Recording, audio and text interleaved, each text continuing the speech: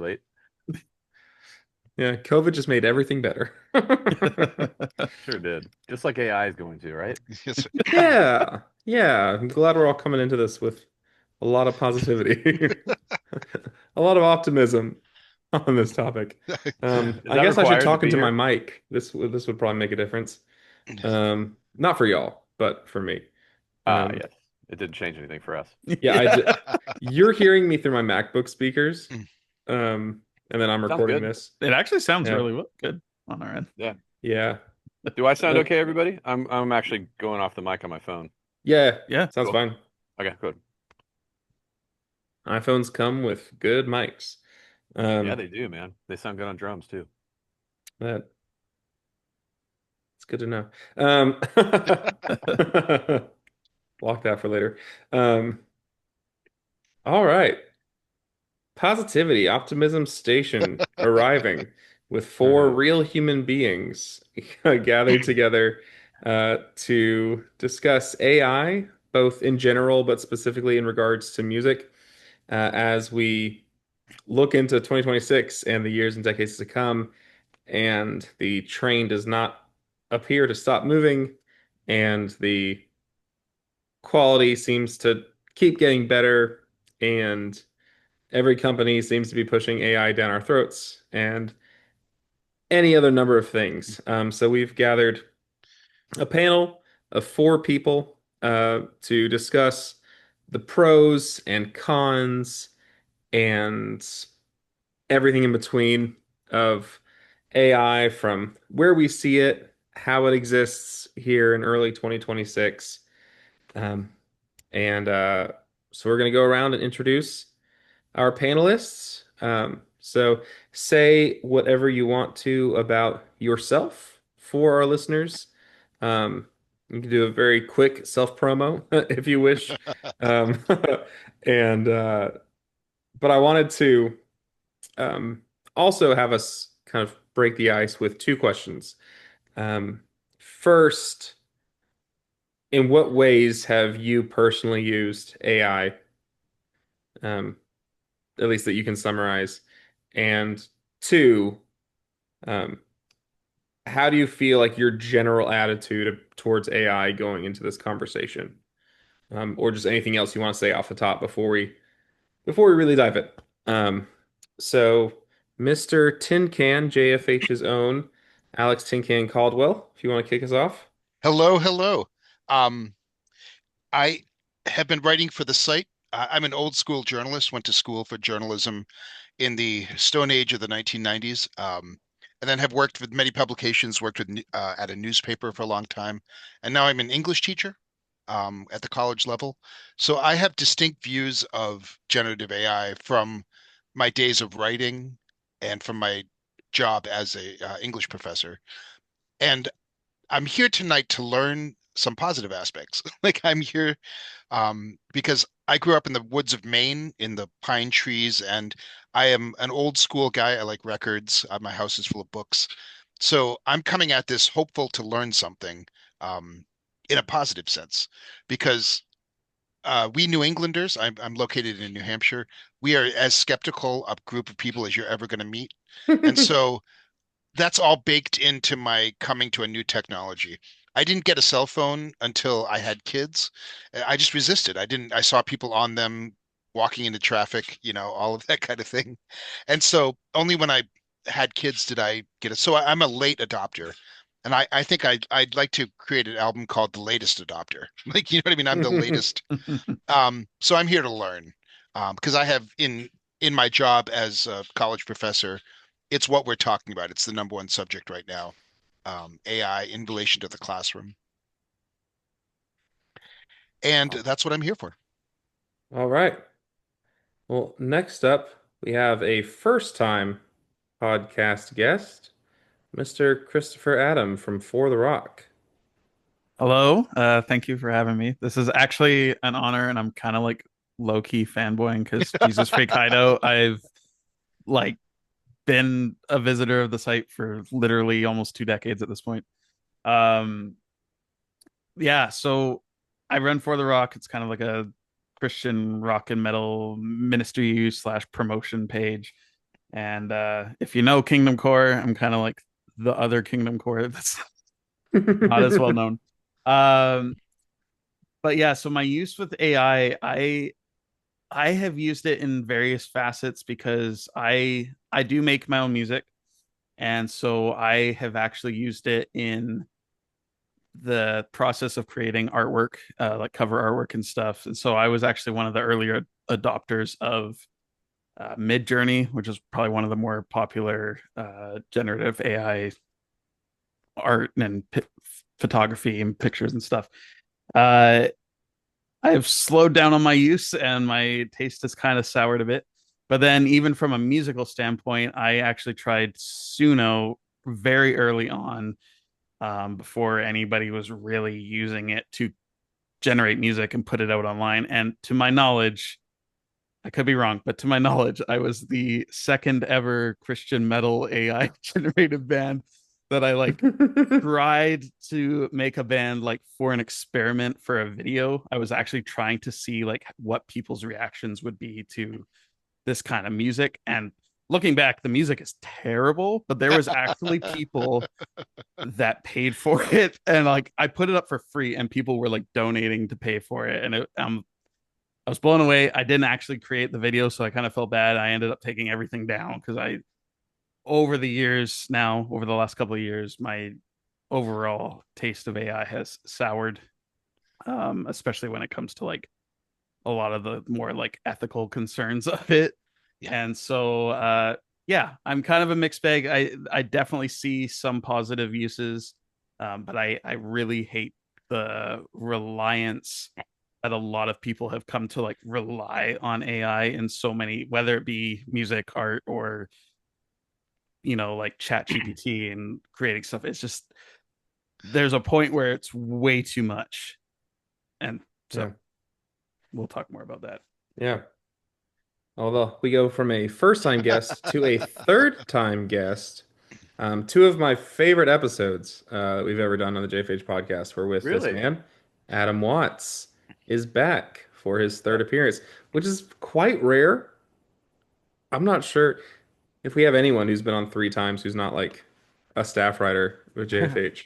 Wow. Um, you're in So, like in privileged SNL, you get a territory. jacket for your fifth one. So you should really Yeah. start Yeah, thinking about some sort of some yeah. five-time prize, the Five Yeah. Timers Club. A gold PGA Ex- style jacket. What is in the budget for that, right? Yeah. Not actual gold. A All gold right. lame. So I guess a little bit about me.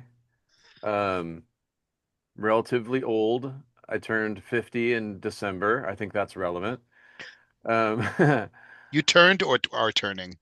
turned 50 Okay. in December. The big 50.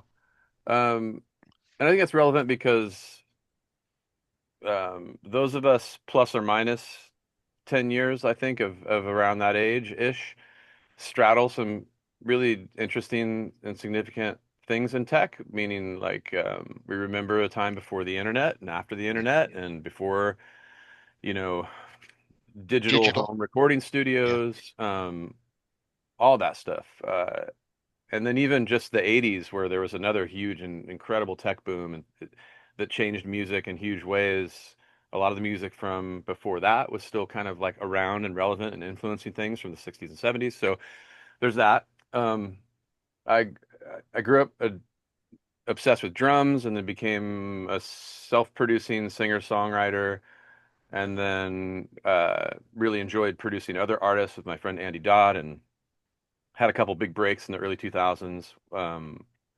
One of which was co-producing Jeremy Camp's first couple records and writing the theme song to Pootie Tang, Ding Ding, um, with my sister Jen. Wow. And then right around that same time, wrote the song called Beautiful Soul that got to Disney, and then that became a huge hit. And then I got signed to Wow. Disney as a writer with my friend Andy, and had a 10-year run at Disney. So 2003 to 2013, which happened to be this really During their peak. kind of an epic time for Disney in terms of just the projects that came out and how well they did, from High School Musicals to Hannah Montana to Camp Rock, and um, but then also doing stuff for Hollywood Records, which was kind of their mainstream label and animation, and still working in the Christian industry and also releasing records as a solo artist. I got signed to Tooth and Nail also in 2003 as an artist. So I have like 10 solo records out, and just a very diverse experience in music. Everything from advertising to animation to feature films to artists to bands to kids for tween or like music for tweens to music for non-tweens. Music for My own tweens that I tastes. still love. Yeah. And my own tastes are very much, in the realm of like, I guess you could call it sad white guy music, but like Jeff Buckley and Sting and things like that. And after that period, I still produce records and work on film and all that kind of stuff. But in around 2016, so about 10 years ago, I really got reflective. I hit 40 and got reflective on life and career and art and all the things. And at that time, streaming had taken over, so there was another big shift in the industry, like the one we're going through now, but different. I think this one is more profound. So I wrote a book on the arts, creative process, bringing a lot of psychology into it, all that kind of stuff. And as a result of that book, got invited to teach at universities. So I became a professor at Biola University for a few years, then Cal Baptist University, and then guested all over, teaching what I call a holistic approach to the arts, and then still making records. And I just moved to Nashville, and here I am. And so, with regards to AI, I have some disclaimers because I have a lot of really uh, passionate and strong opinions about AI. I have um, some fears. I have some hopes. I'm I don't know where I sit, but one of the main things I want to express, because there may be a time 20 minutes from now where I'm saying something that maybe sounds overconfident or very passionate or sure of myself. But what I really think is that I'm definitely not smart enough to understand AI in the slightest. Um, and probably not as smart as most of the people that are working in AI and designing it. But I do have quite a bit of experience being an artist and working with lots of different things, and not only in music, but I'm also deep into photography and visual art and screenwriting and lots of different mediums as well. So I think from that point of view, I can at least bring some expertise to the table on that side, and I think that's missing from some of the deeper conversations. Yeah, yeah. And so that'll be where I'm coming from. But I'm not 100% confident about anything, but I get into the 90th percentile on some things. And I'm not what I've started to call art Amish. So I'm not anti-tech. Uh, if I zoomed out my camera, you'd see that I'm surrounded by a ton of tech, and I work in Pro Tools and use the Adobe suite of things and all that kind of stuff. And AI is not as new to those of us working in this world as it would seem. The hockey stick is going like this on how fast it's moving, but I would consider there to be AI all the way back to the 80s, but particularly the last 25 years, we've been seeing AI in plugins and all kinds of stuff. So, Yeah.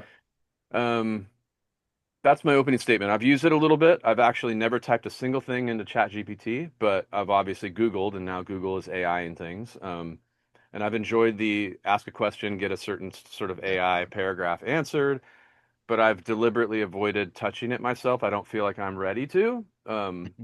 It feels akin to I'm comfortable shooting guns, but like if somebody sat a 50 cal submachine gun next to me, I would be like, I don't think I'm ready to touch that yet. So that's what AI feels like to me in the tech world. Like, in fact, one That of is my an excellent theories. metaphor, my friend.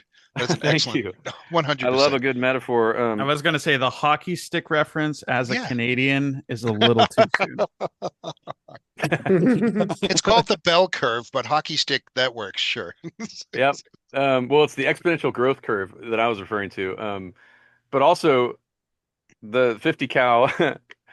I actually think that it's possible, and I hope I'm wrong, that as a result of the internet and digital tech and now AI, that we could potentially be dealing with the slowest exploding nuclear weapon of all time. And I hope that's not what it is, but that's there, and it's part of the conversation.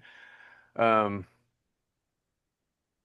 so I take this conversation pretty seriously, and I'm doing things actively to try to find where God is in it and Yeah. the right side to sit on. So let's dive in. I'll try not to be too long in my own introduction. Granted, I'm the host, so I don't need much of an introduction. But, like there is, it's so many people out there kind of now using AI to edit their podcasts. And I'm still doing it by hand, right? My main gig, uh, my main day job is editing books, which again is kind of something I'm doing without AI, which a lot of people nowadays like, you know, if they aren't having AI write their book for them, Oh, they're still going to AI for plot advice or for rewrites, kind of, fixing the grammar and stuff for them, all that stuff. And then I'm a music producer as well, where, hoping that people would come to me to help them record their songs, but now they can also just go to Suno, upload a demo, and Suno will turn their demo into a full-fledged production. So this is all kind of very pertinent um, and personal for me because like everything that I do, everything yeah. I kind of care about and am good at is hypothetically at risk from the ways that what we call AI is being popularized. Um, That's my world as a professor. yeah, You see it coming, and I'm with you. The yeah, stuff I love yeah. But is in the sites. to Adam's point, um, things that we are currently branding and labeling as AI have been around for a while. I really don't think any of it is actually, artificial intelligence in the way that AI has been defined for decades in, you know, philosophical theory and in science fiction. Um, Terminator. we are not right. We're not talking about actual intelligent beings. Um, though we are potentially laying the groundwork to get there, um, I think what used to be called AI in sci-fi, the people working on AI and creating AI and watching it develop are calling now AGI, which is not adjusted gross income, it's artificial general intelligence. Um, and so there's kind of this people counting the days and watching their clocks and making bets and predictions on when we will reach AGI, this point where Well, I have to say um, that Terminator ruined it for all of us in terms of, like, the initial response on me was, so "Oh, does it, John Connor," like, well, you'd think, and yet, we're surrounded by, um, not only millions of people who've made ChatGPT a regular part of their lives, but then like we're also surrounded by like tech giants and companies who are convinced that we want this or that we will use it or that we should have it in all of our businesses or products or apps or whatever. But again, to my point, like most of what we have now is mostly like I put a lot of it like into three categories: large language models, automation, and um, and machine learning. And so like machine learning, like to Adam's point, is something that's been like in plugins that I've been using in my audio software for years. Like the companies call it AI now because that's the buzzword, but Mhm. you know, it's like just tools that clean up like clips and clicking and noise and reverb and stuff. Where it just like listens to your audio, learns from that, and then does a task based on this machine learning task that took place. Or even like ChatGPT as a large language model is basically just the fanciest version of the predictive text that we've all been seeing in text and email for years. Where if you're word writing word inside of word perfect Gmail, documents, right? yeah, and you're writing something and it tries to Autocorrect. guess. Yeah. Yeah. Well, not even autocorrect. Like it'll show you like the next few words of your email and be like, "Is this what you're trying to write?" You want to press tab and let it write it for you. That's been doing it. Email. That's been happening for years since before ChatGPT existed. And ChatGPT is kind of just like the most extreme version of that same functionality. Um, and then we've got automations, which is kind of funny that there's a lot of companies out there that pretend they have AI or brand themselves as AI when it's actually just a fancy automation. Um, Yeah. so there's a lot of different stuff we're talking about that when we discuss AI. just because it is such a hot button issue and such a high stock um, item right now that every company wants to say that what they're doing is AI or what they're offering is AI. Um, and so, again, it kind of covers a lot of different territory. Um, I skipped my own use, just to be very brief. Very much similar to what Christopher said. When Mid Journey first showed up on the scene in mid 2022, I was pretty early on that, and had a lot of fun using it, and ended up using it as like the Mid Journey generated art for some music that I released, and even some like CD design stuff for physical CDs that I made. And I ended up like deeply regretting all that. Can't do anything about the physical CDs that got printed, but ended up changing the artwork on one of my albums so that it was no longer the AI generated stuff. Um, so I went from having fun with it in the early days and thinking it was cool, and after having some like falling outs with graphic designers, I was like, well, this is a cheap and easy get around for that issue. Um, and Yeah, just I'm kind of at a very different place now of don't not really using AI at all, except for Google kind of forcing me to use it by the first Google result always being AI. And sometimes it just has exactly what I needed. And you know, Is if I'm that looking something up the you can turn definition of a off? word, I Uh, wish. And is it I don't correct? think you Not can at this point, right? At first it was optional, and I then don't, yeah, I don't think so. There's like Mhm. other features you can turn on, but I don't think you can't turn it off in the same way that you can't like have Google not show you supported links in Yeah, ads. yeah. Um, Or the encrapification of all things. you can reach for your Encyclopedia Britannica. Yes. Yes. Um, Yes.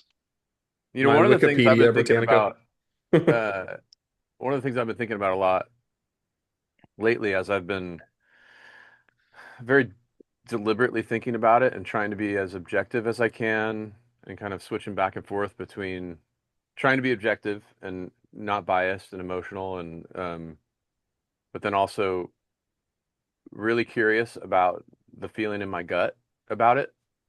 And then also relating that to the patterns I'm seeing in the comment sections of AI posts, uh, of AI video or images or whatever that you might see on Instagram or whatever.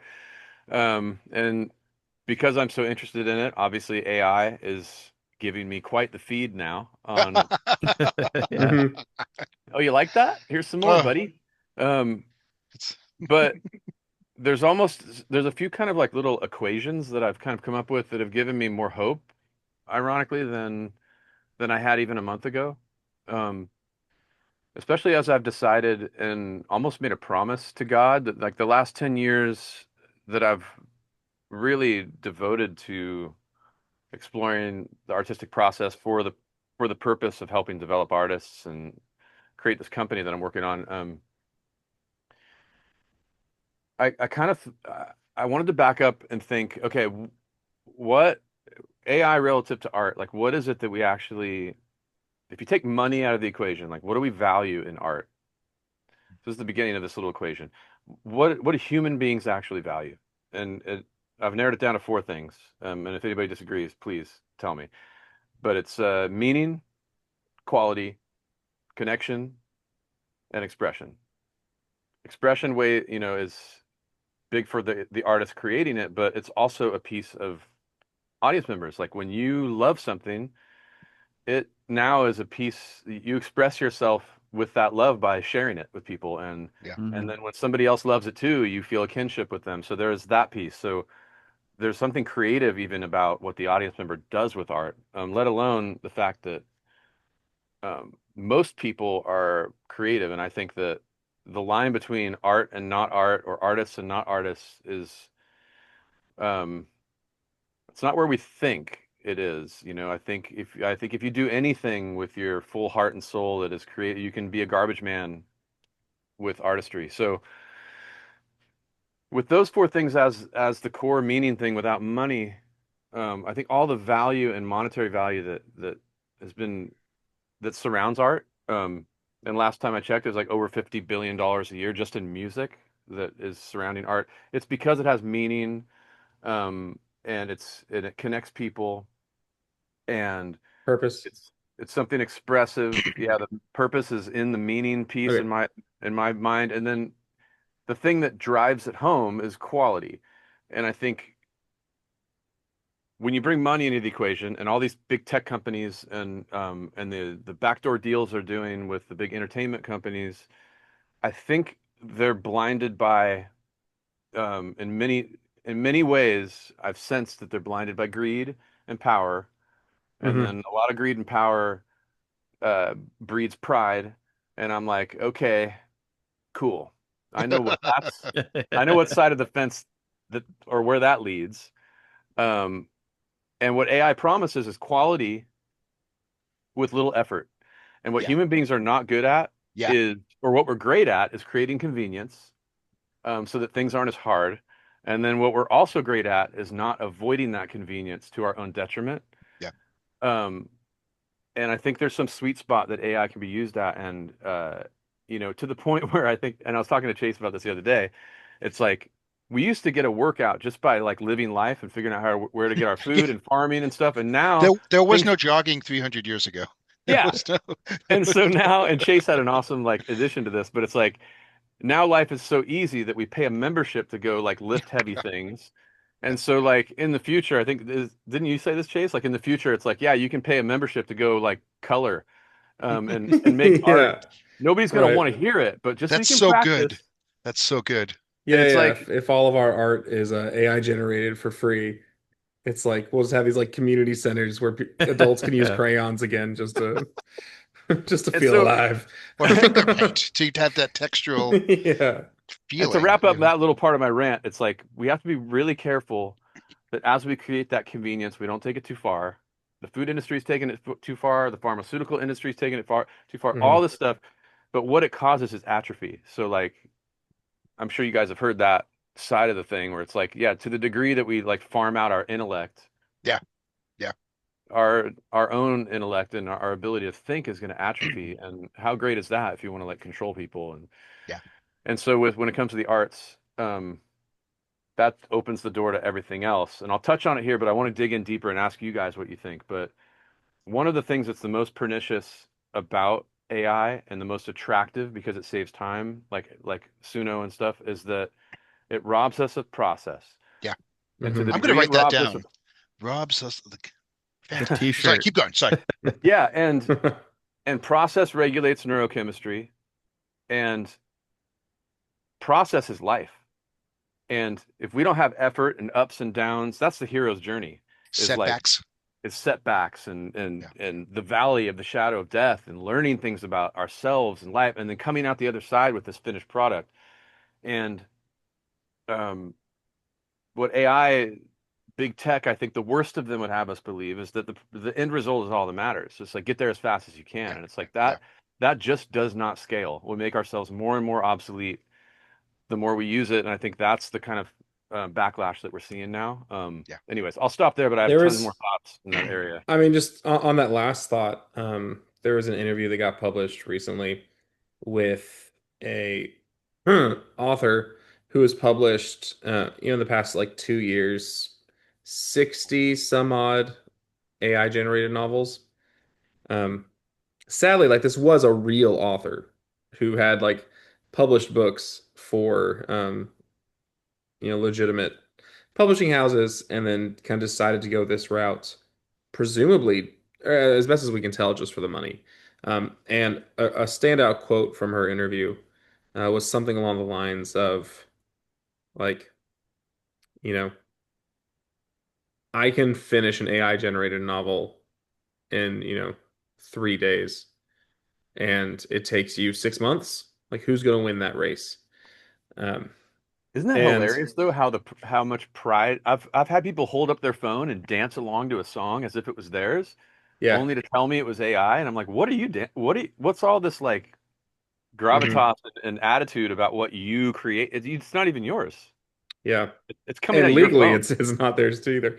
Um, Yeah. Yeah. but yeah, but it's that mindset of like, why is she considering it a race? Like, when did it become a race to write a novel? Yeah. Um, and and it's kind of it's one of those things that so Because everything's a I've been race. doing something for years um that I find to be very like life-giving and valuable, which is where I set aside a whole day to do nothing but write brand new songs. So I call it my album in a day. I do it like once or twice a year. Um, and something that has been like very humbling to me over the years is I've like shared the songs with people. They don't care if I wrote 5 or 6 or 10 or 12 songs in a day. They care if they like the song. Yeah. So like this is almost to the opposite of Adam's point, but I do think there's something interesting here. That from like the consumer side, like they don't care if I wrote in 30 minutes or if it took me 30 years. What they care about is that they like it. I Um, disagree. Yeah, unless it's a well, viral like YouTube competition video that people will be like, "Oh, you made Keep a going. song in an hour." I But want to hear the rest of your point, but I want to yeah, challenge it. yeah, no, that's fine. Like I've always kind of like put like shared the results of these album a days.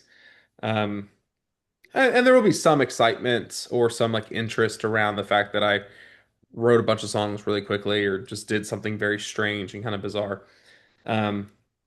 But the like a song won't have any staying power with those people who got in the door for the gimmick, you know, Yeah. if they didn't actually like it or find value in the song or think it was a good song in and of itself, you know, unrelated to the fact that it was made very quickly. Um, But there's still a difference between made quickly and made by you. yes, I mean That's the distinction. Go ahead, Adam. Thank you. That's exactly the point. So, the the analogy that I kind of like is, and this I think this scales. Granted, I think you're making a valid point for sure because quality is so important, that that's why we have competitions and that's why there's a race to things and Mhm. um, The Olympics. the Olympics, American Idol, The Voice, all the things, right? But here's the thing: is that human beings are designed to I think notice and appreciate effort. Yeah. It's what we like. So if the Yeah. Olympics was comprised of robots, it'd be an interesting gimmick, and then we'd go, who made the robot? We'd go to the human element and wonder what's going on. And with the song thing, um, I think of it like this. If it was, you know, my 20th anniversary with my wife, which is coming this year, um, and I said, you can only listen to one song, but I've got two for you. One I made on Suno Yeah. through a prompt, and you know where this is going. The other I toiled over for weeks, and it has everything in it that our last 20 years together has had. You can only hear one. Yeah. The Suno one I would consider to be better objectively. Which one do you want to hear? Mm. Um, so if she chooses Suno, then I got to find a new wife. But but chances are, even if she's super curious about the Suno one, she wants to know what my heart has to say to her. And I think humans want to know what somebody's heart has to say to them. And granted, they want it to be good, which is why, meaning, connection, quality, expression, it's got to be good. But if people don't know there's a heart and a human behind it, and there's Yeah. a thing to connect to, the equation breaks down and Yeah. it doesn't scale. If and granted, there's lots of minutia involved in that, but I think that analogy really does scale. A Taylor Swift concert is comprised of people that love her songs, but they also think, if Taylor knew me, we'd Yeah. totally be buds. We And went through the same thing. we went through the same thing, and I Yeah. know her, she's a real person and her whole, it's not all a shtick, but her whole thing is like, I'm just like you. Oh my gosh, I want a Yeah. Grammy. but here's an interesting part of this is like if your wife didn't know that Yes. like there's two Yes. songs and she didn't know that one was Suno and one was specifically you. It's the same lyrics. It's now modern quality Suno where it actually sound like most of the time most people are fooled. Like we've gotten to that point where the I can tell because like I Yeah. spent so much time creating with it that like I know those little like intricacies. I'm like, oh, this is AI generated, but there's so many people, especially in like Christian music fans, that are so oblivious to a lot Yeah. of it, sadly.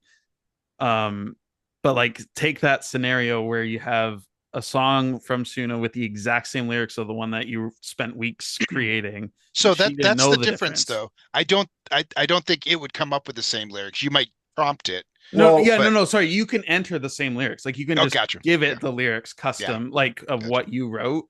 No, And so you get two different versions, and you can even prompt it to be like the same genre, yeah, but it'll come up with its own melody of what it thinks sounds good as a song.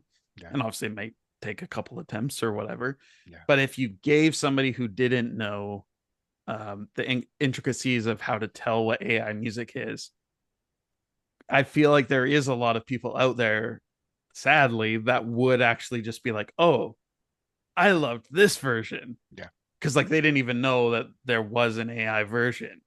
Now, I totally get your point, but here's the thing is that now people want to trust. They want yeah, to know, yeah, and Mm, that's the difference is that the desire to know whether or not they're being fooled or not is actually now just as important. So I think, and what that tells me, or at least this is my opinion, I don't know if I'm right again, go back to my yeah. caveat, but like the that's the thing is people are like, ick.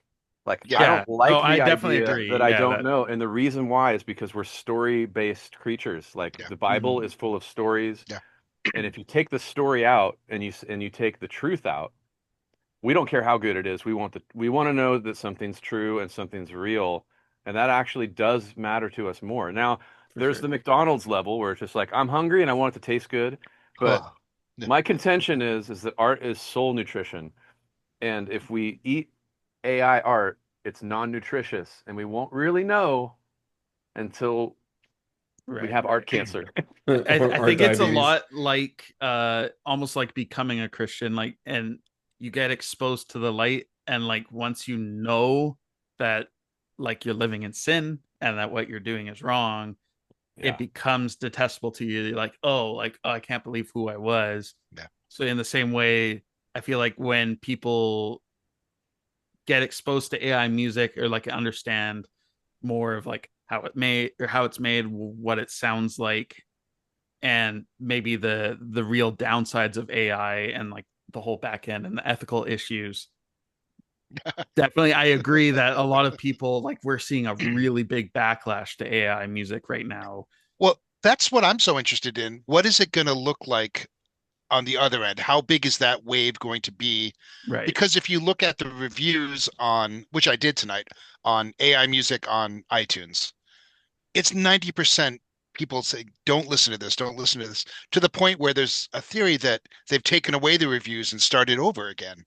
For instance, Solomon Ray, whoever created that entity that has four albums on the Christian charts on iTunes, they have restarted the reviews after 200 negative reviews. Right. Someone made a decision to go, let's go back to zero. And I noticed that because I'd been following it and seeing I'm I'm curious what the positive to negative review Mhm. base is. And I'm like, oh, I know that there was 200. Now there's three. Why did they do that? What is the impetus there? And my old guy conspiracy theory hat, I have to take off and say, maybe there's something else going on.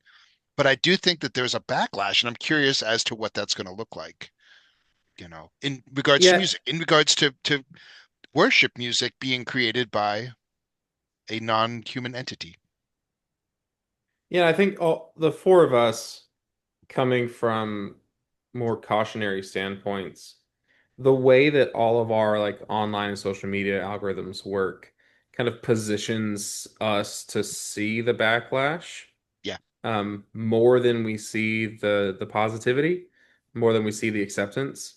Because too, Adam's like McDonald's point.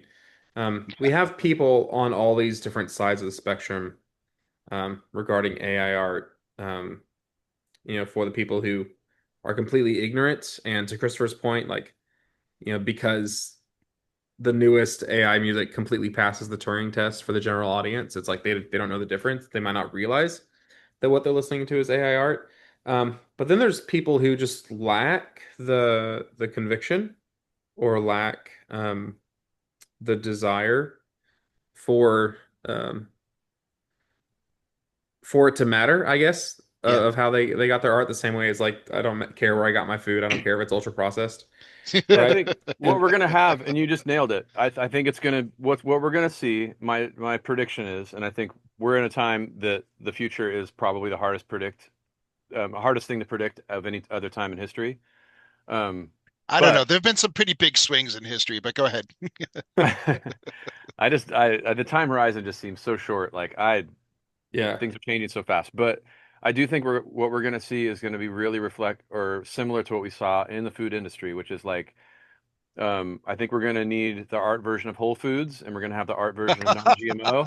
We're going to have the art version of grass-fed, human-made, all the things, the labeling, Farm to the, table. the place that you can trust, that you can go in. You don't have to read all the labels. You just know that, oh, when I go into Whole Foods, I can pretty much grab whatever, and it's going to be at some certain level, even though Monsanto bought Whole Foods, but that's another story. Come back Um, of the Christian bookstore. Sunshine Books, everybody. But what I think is cool about that is that well, not cool. Well, one of the things is I think we're going to see what we saw in the food industry, right? So you had the genetically modified stuff and all of the like we're going to save money and create more food and whatever. We're going to make it taste even better than like it's going to be sweeter than like actually I met the family who Bear Paint, Behr. Yeah. I met the guy of Bear Paint that invented that company is an older guy. I met his son, but his dad also invented not only some of these uh, chemical elements within paint, uh, like he created I think the reflective paint for airports, uh, whatever. But he also created the system that led to the creation of corn syrup. And God his bless him. son, yeah, his son carried the burden of like, oh my gosh, my dad did this thing, but like it was the food equivalent of like splitting the atom or something. It was like, wow, now it's like the beginning of making things hyper sweet. It's like the crack Yeah. of A hundred of percent. of sweetener, and look at the damage it did. So I think we're gonna have the equivalent of obesity in people who ingest fake art that's Yeah. empty, and I think it's gonna show up on a soul level and a mental health place, Yeah. a crisis of meaning, and I I think an think intellectual level in terms of sharpness. That's what I talk about with my students. yeah, I say, because we write poetry, we write poems, we write short stories. And I say, using AI to generate your poem is like handing someone $5 and saying, do some sit-ups for me, and thinking you're going to reap the benefits of that. Or, love it. hey, go jogging for me, or stop eating sweets and hopefully, we know that that's ridiculous, but that exercise of the intellect is such a vital human quality to living a full life. And to your point, to being spiritually obese or intellectually obese, it doesn't happen overnight. But the number one killer of Americans didn't wasn't heart issues until 1980 something, and then it has continued to be. So it was automobile 100%. accidents. That to was to number that one. point, That's it. I if I might say, Yeah. I so when I started and I discovered Midjourney, that was really my first true experience of anything that was like generative AI or even AI. Like I don't use Chat GPT. Like I've played around with it for like a few minutes, but I've never released it. But when Midjourney popped out and I was doing graphic design, like I was designing album covers and stuff, and when this came up, even though a lot of it honestly looked terrible at the time, like looking back now, I'm like, ooh, like how is this really ever that cool? My mind, like it was weird. So the first day discovered it, I paid for a monthly subscription. My mind was like racing with hundreds of ideas of like the most weird things I could imagine to like see if I could create get it to create something that was what I was picturing, or just like the most bizarre things. I was like, space giraffes on a red moon, or like just weird stuff like that. And it was to the point that that first night, I actually could not sleep. Like my mind was racing so much with like, I don't know, if like dopamine or whatever. Like, I was just, it was so active. I could not get my mind to calm down, and Yeah. like I could not sleep that first night. And I kept using it the next day, and uh, I found that over the course of the first few weeks, because I was using it just so much and just thinking of stuff like while I was at work, I would just think of these ideas to go home and try out. By the end of that first like few weeks of having it, I actually felt like something had Broke. changed, like with Yeah. my creativity. Like I Yeah. was no On a longer chemical able level. to, I wasn't able to like just go create art in Photoshop or do whatever like on my own. And like I was all of a sudden I was relying on it for everything.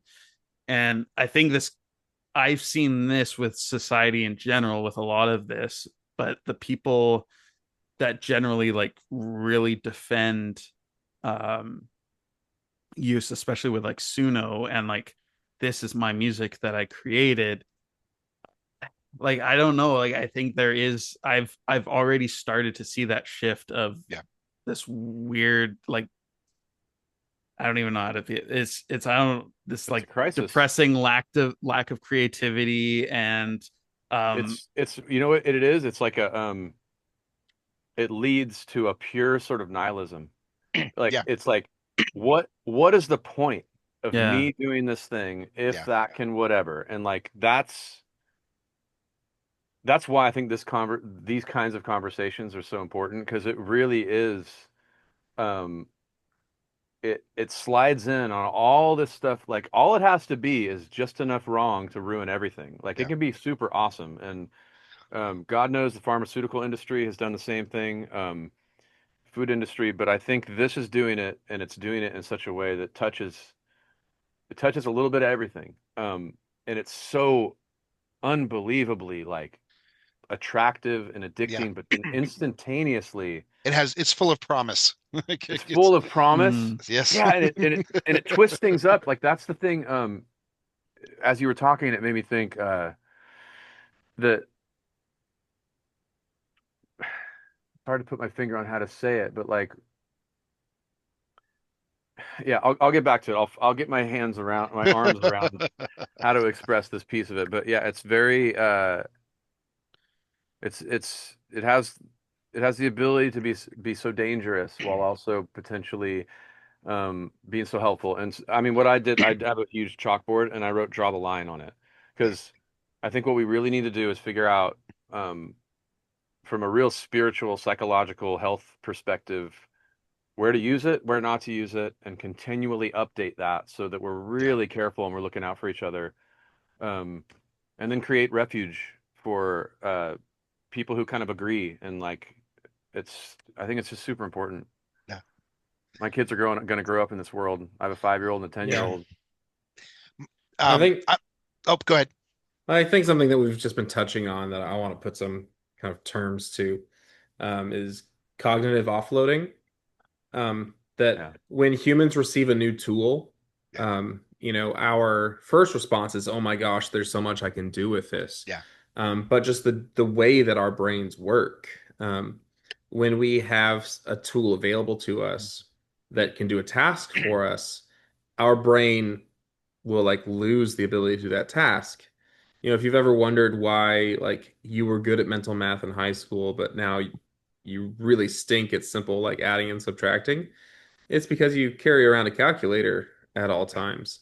Yeah. That's just like a basic example of cognitive offloading um, that is currently being taken to like a maximum scale Yeah. for the people in society who've decided to turn to ChatGPT or Claude or whatever else to do tasks for them. Um, where it's like we already see like documented cases of de-skilling in programmers, even in doctors who are using ChatGPT for um, you know determining sicknesses or Yeah. analyzing symptoms or writing code for them or doing Or like when their the math for satellites them, go writing. down and nobody can read a map anymore. Yeah. Yeah.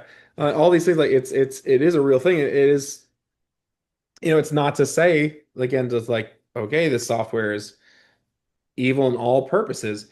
But the second it becomes something that we rely on instead of, So doing things ourselves. And so we have to be really important about like, what are the things that we need to maintain how to do? What yeah. are the things that we like don't want to lose how to do? It's one thing that like everyone has a washer and dryer now, so I don't really know how to like wash clothes by hand, or I don't know Yeah. how to hang them up properly on a drying line. It's like Yeah. that's a skill that we were societally like okay to lose. Um, but are we That's okay the to lose hardest every thing. skill? That's one of the hardest things to parse out. I'm sorry, Caldwell. You had what do you like to be called, by the way? Tin Can? Call me Tin Kid. That's my pen name. You can Okay, appreciate that. cool. Love it. Yeah. Mark Twain, E. E. Cummings, Tin Can Caldwell. Yeah, love it. I know you had something to say too. I just wanted to throw this in there. But I think, and this just kind of like hit me. I don't know what you guys think about this, but I feel like what we're on the cusp of is the great determinism experiment.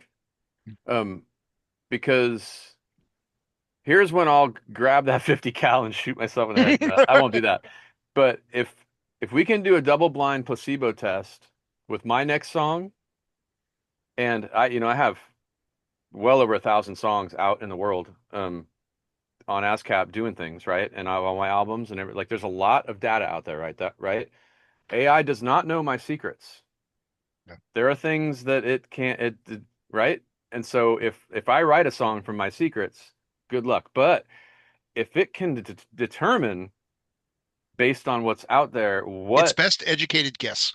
its best educated guess and it's right. So like the double blind placebo test is I go into a room and write a song and Suno predicts what my next song will be. If those two songs are the same, we're done. If if my song is still different, there's a God. Well, and And I'm so glad you said that because I do think we're kind of hedging around the spiritual issue here of if I believe that there is a darkness in me potentially, um, how does any new technology filter through that? If man's fallen state, we can abuse any technology. And I'm truly happy for technology in thinking about, say, when your child gets sick and how that is different nowadays than it was in our ancestors in America and the how paralyzed they were when their child got a cough in 1800 versus now, right? We have a nebulizer, we have a hospital, we have all of, so I'm thankful for technology, but I'm also aware of its downfalls and how it can be used for selfish ends, right? Right. From a just a theological perspective. Yeah, it's and so I think true. in our analyzing of like, we excluding maybe decisions where, your employer forces you to use AI or something, we are all in positions of power over our lives to Yeah. determine, like, I'm not going to use this. Like, I'm not going to download ChatGPT on my phone. I'm never going to open this tab on my computer. I'm never going to ask it anything. Kind of like Adam, you said earlier, like, you've literally never typed a prompt into ChatGPT and you've, like, intentionally made that decision. And that is a decision that every person can make if they so choose. And I think where we should all kind of sit is coming to that decision by thinking of like the micro and the macro. Yeah. So like the macro is like, is ChatGPT an evil thing that is like bad for society and bad for the world? But then even if it's not, or even if the pros outweigh the cons or whatever, look at the micro level, like, is it good for me? Yeah. Is this healthy Yeah. for me?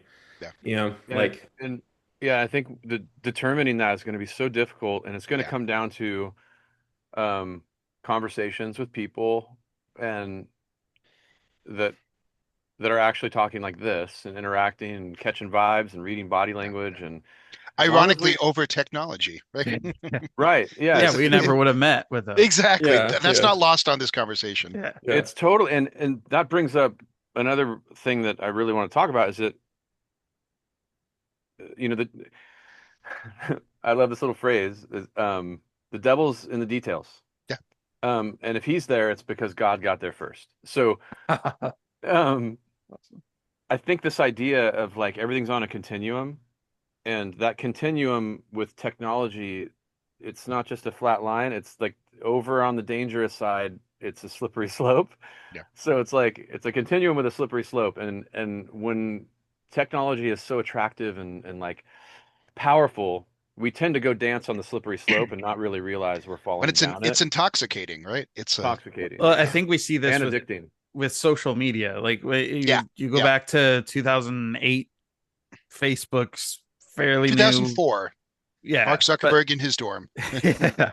But like by 2008, 2009, like that's Yeah. kind of when I was in high school and getting introduced to Facebook. Maybe that was grade 10, I don't know.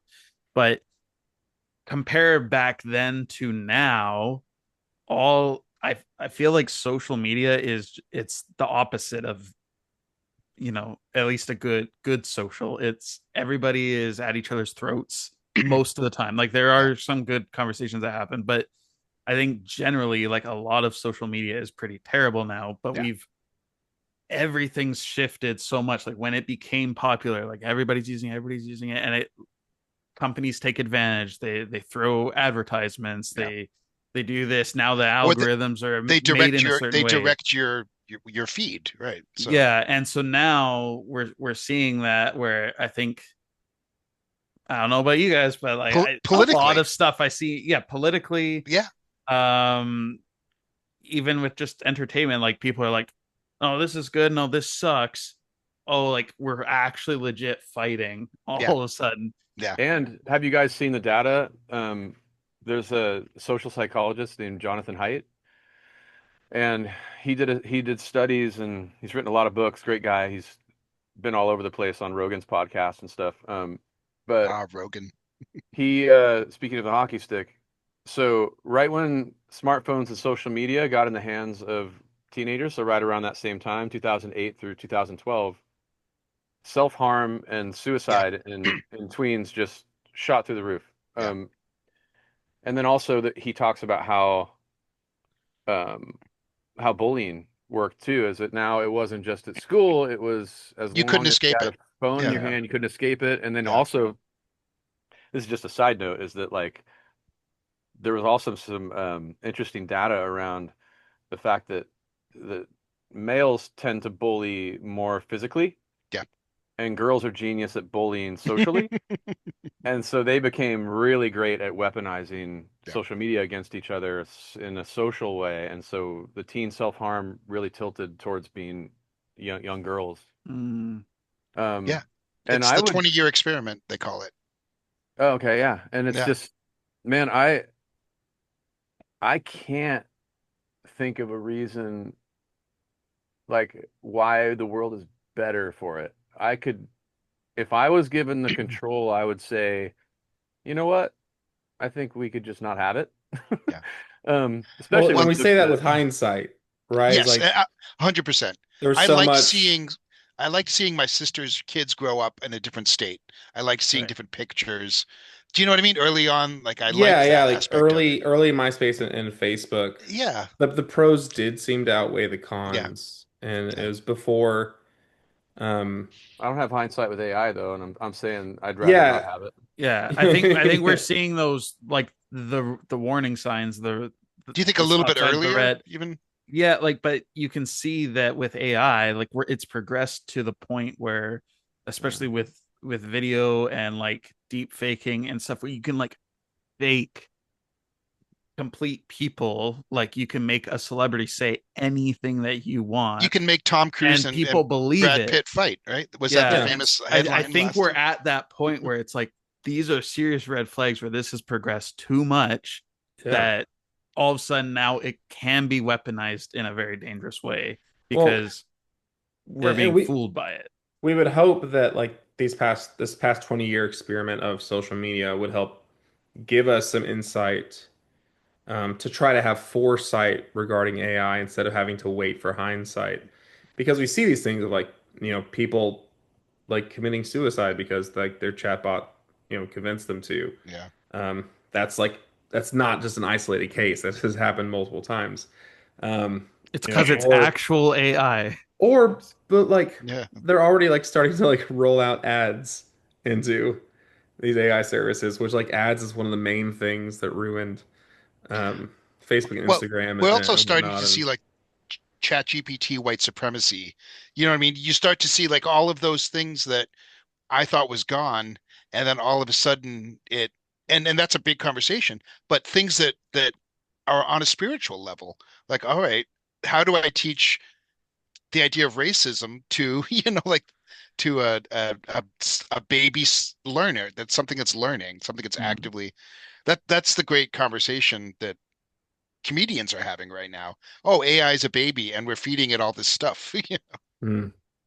So I know that's a Yeah, dark thought, but it Well, really hit me when I heard it. yeah. I as we mean, talk about the kind of ethical and unethical sides of AI, I want to bring it back to music for a few minutes. So when we talk about like Suno and Udio and um, generative AI regarding music, I kind of go around maybe like try to be on the succinct side, kind of one person at a time. But in its current state, what do you find to be unethical or problematic about it? Um, Adam, if you want to go first. sure. Um, I think it's a fairly good analogy that we could draw to it. Might be, I love a good analogy. I don't know if it's a good one, but it's one. Uh, Performance enhancing drugs. Yeah. Um, Particularly in fighting, for example. So I'm a big MMA fan. I watch all the UFC fights. And using performance enhancing drugs in cross country skiing is different than using it in fighting, right? Because you're actually trying to hurt each other.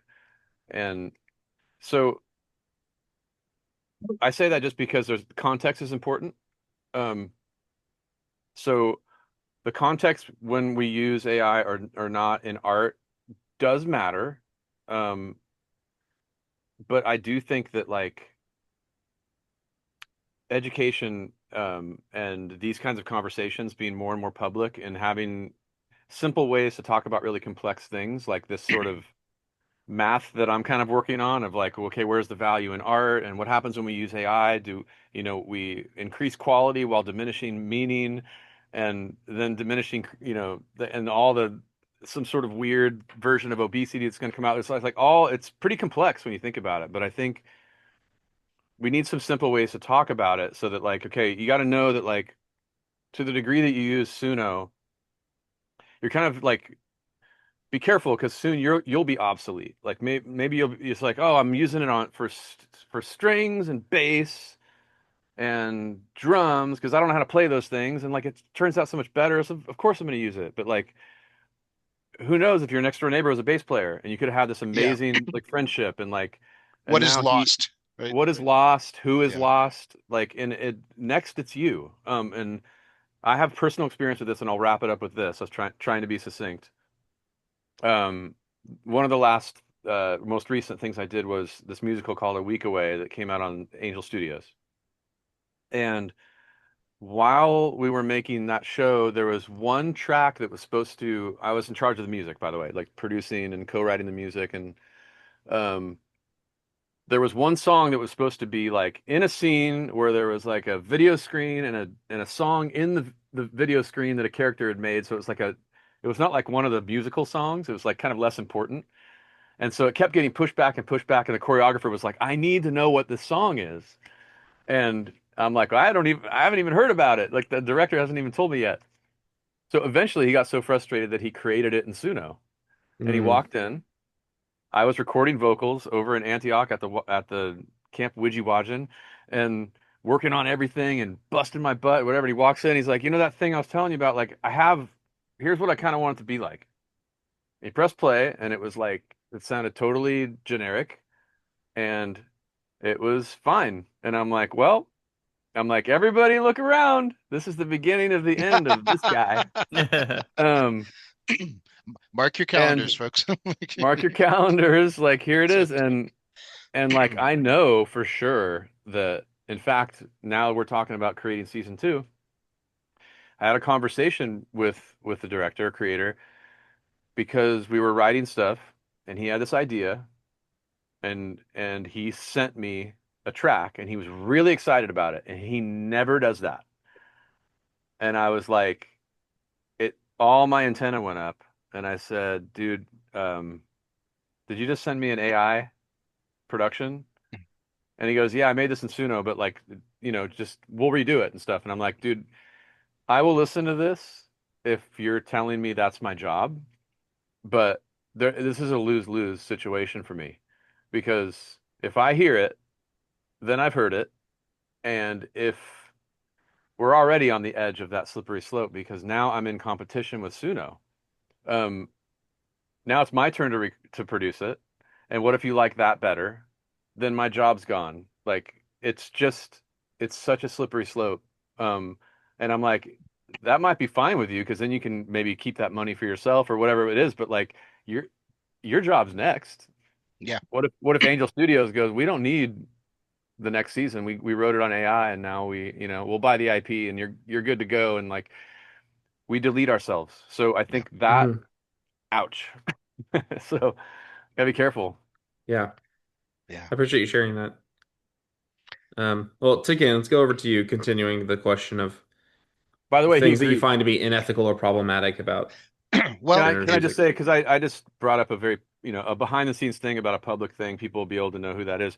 He agreed with me and he was like, "You're right." Like, and he actually said oh, good for him. he's like, "As long as I'm in charge of this, you're my guy, and I will never use AI in replace of you because I do agree that that's important, and I you don't have to listen to it. I'll come and play for you on a guitar, and that's totally cool." So that was like a really cool moment because I was willing. Yeah. I'm like, I'm here to serve, but Yeah.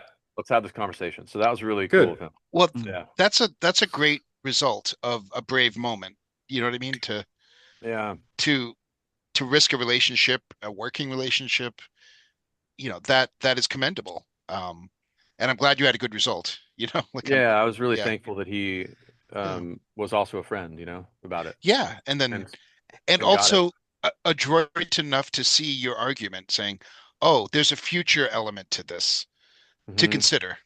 And I have relationships with these people I'd like to maintain, and I think that's important. So you come Totally. to the question of value, right? What do I value in my food? Is it quickness and taste, or is it nutrition? Yeah.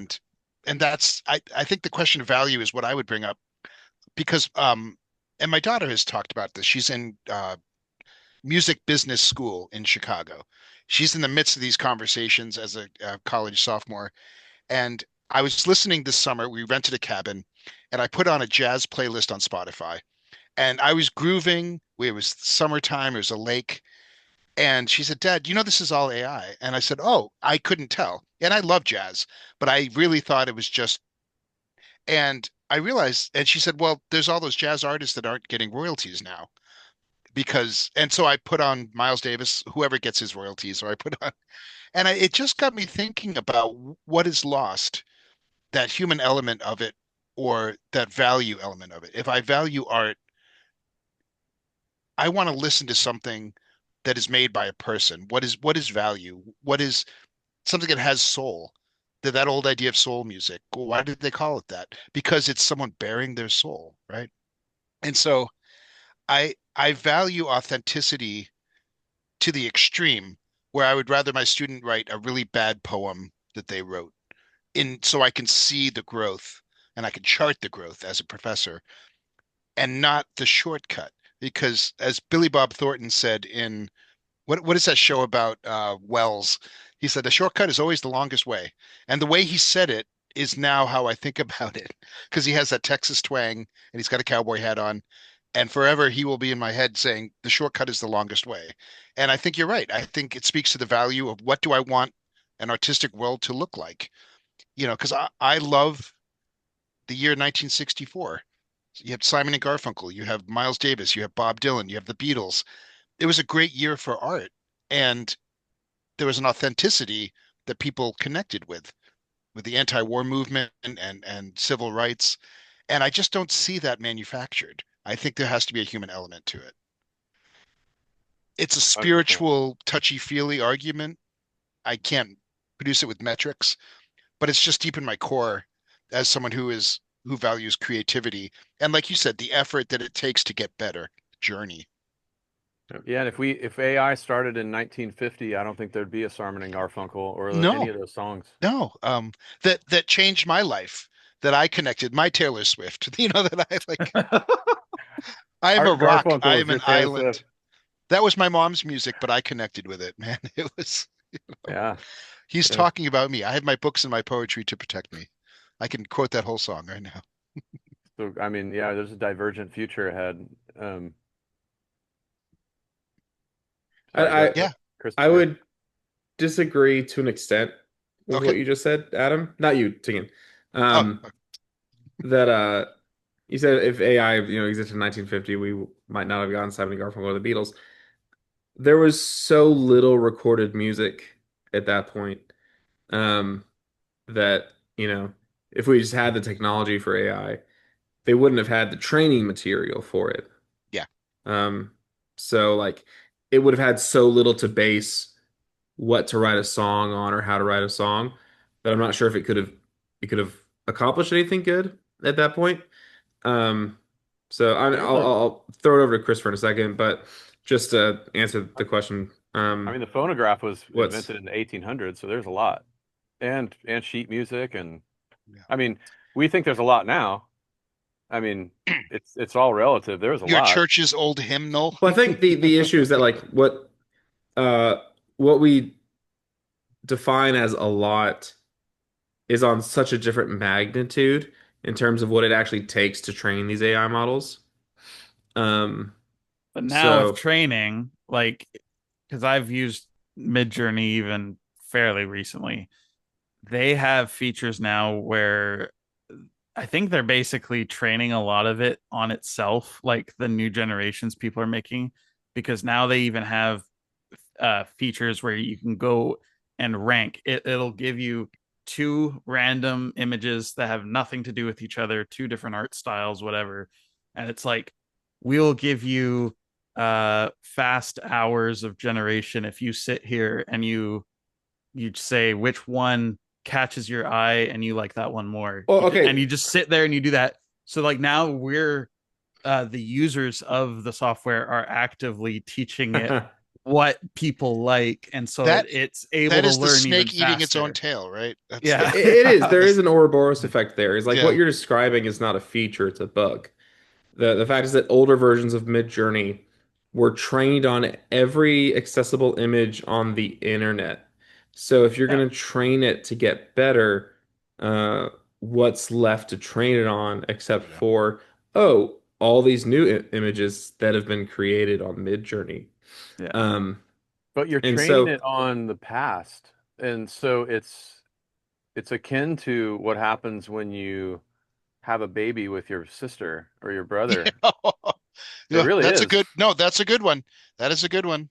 Yeah. What comes out is not going to be it's going to be some perversion of yeah, what has I been, was not going to like say a photocopy of a photocopy to make Xerox it of a yeah. nicer, Xerox. you know. I mean, that actually happened with a lot of generative AI art, um, where there was that Studio Ghibli trend for a few Mm-hmm. weeks, where everyone, even the White House, was just making every Oh, image in the style of Studio Ghibli. And for some reason, these AI models kind of thought, for whatever reason, that uh, Studio Ghibli just kind of has like a little like yellow, kind of like a pea colored tint to it.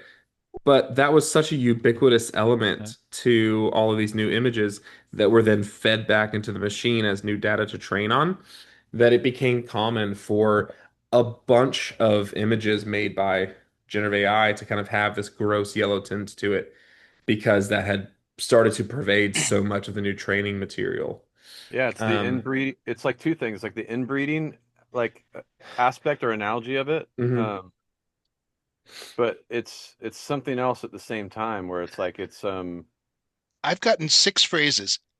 Artistic inbreeding. Like that's that's I want to yeah. Well, I'm like, not going to go very far with you know, that, but woo. even the newest models of ChatGPT, as powerful as they are, still they hallucinate and make mistakes, Yeah. or quote um, unfactual information. And sometimes what it's sourcing when it feeds you utter garbage and lies is like articles written by AI on completely AI websites that That's why it's Google treating low key as sucks fact now. because, Like it yeah, used to work so um, much better, like um, And it's going to go faster 6 and years faster, ago. right? The more that's generated, the faster the bug moves through the system, right? yeah, this is really a tangent, so I'll wrap this up quickly. But my only point was that like with compared to now, the amount of recorded music that existed in 1950, and not to harp too much on a complete hypothetical point that you made, Adam, but it the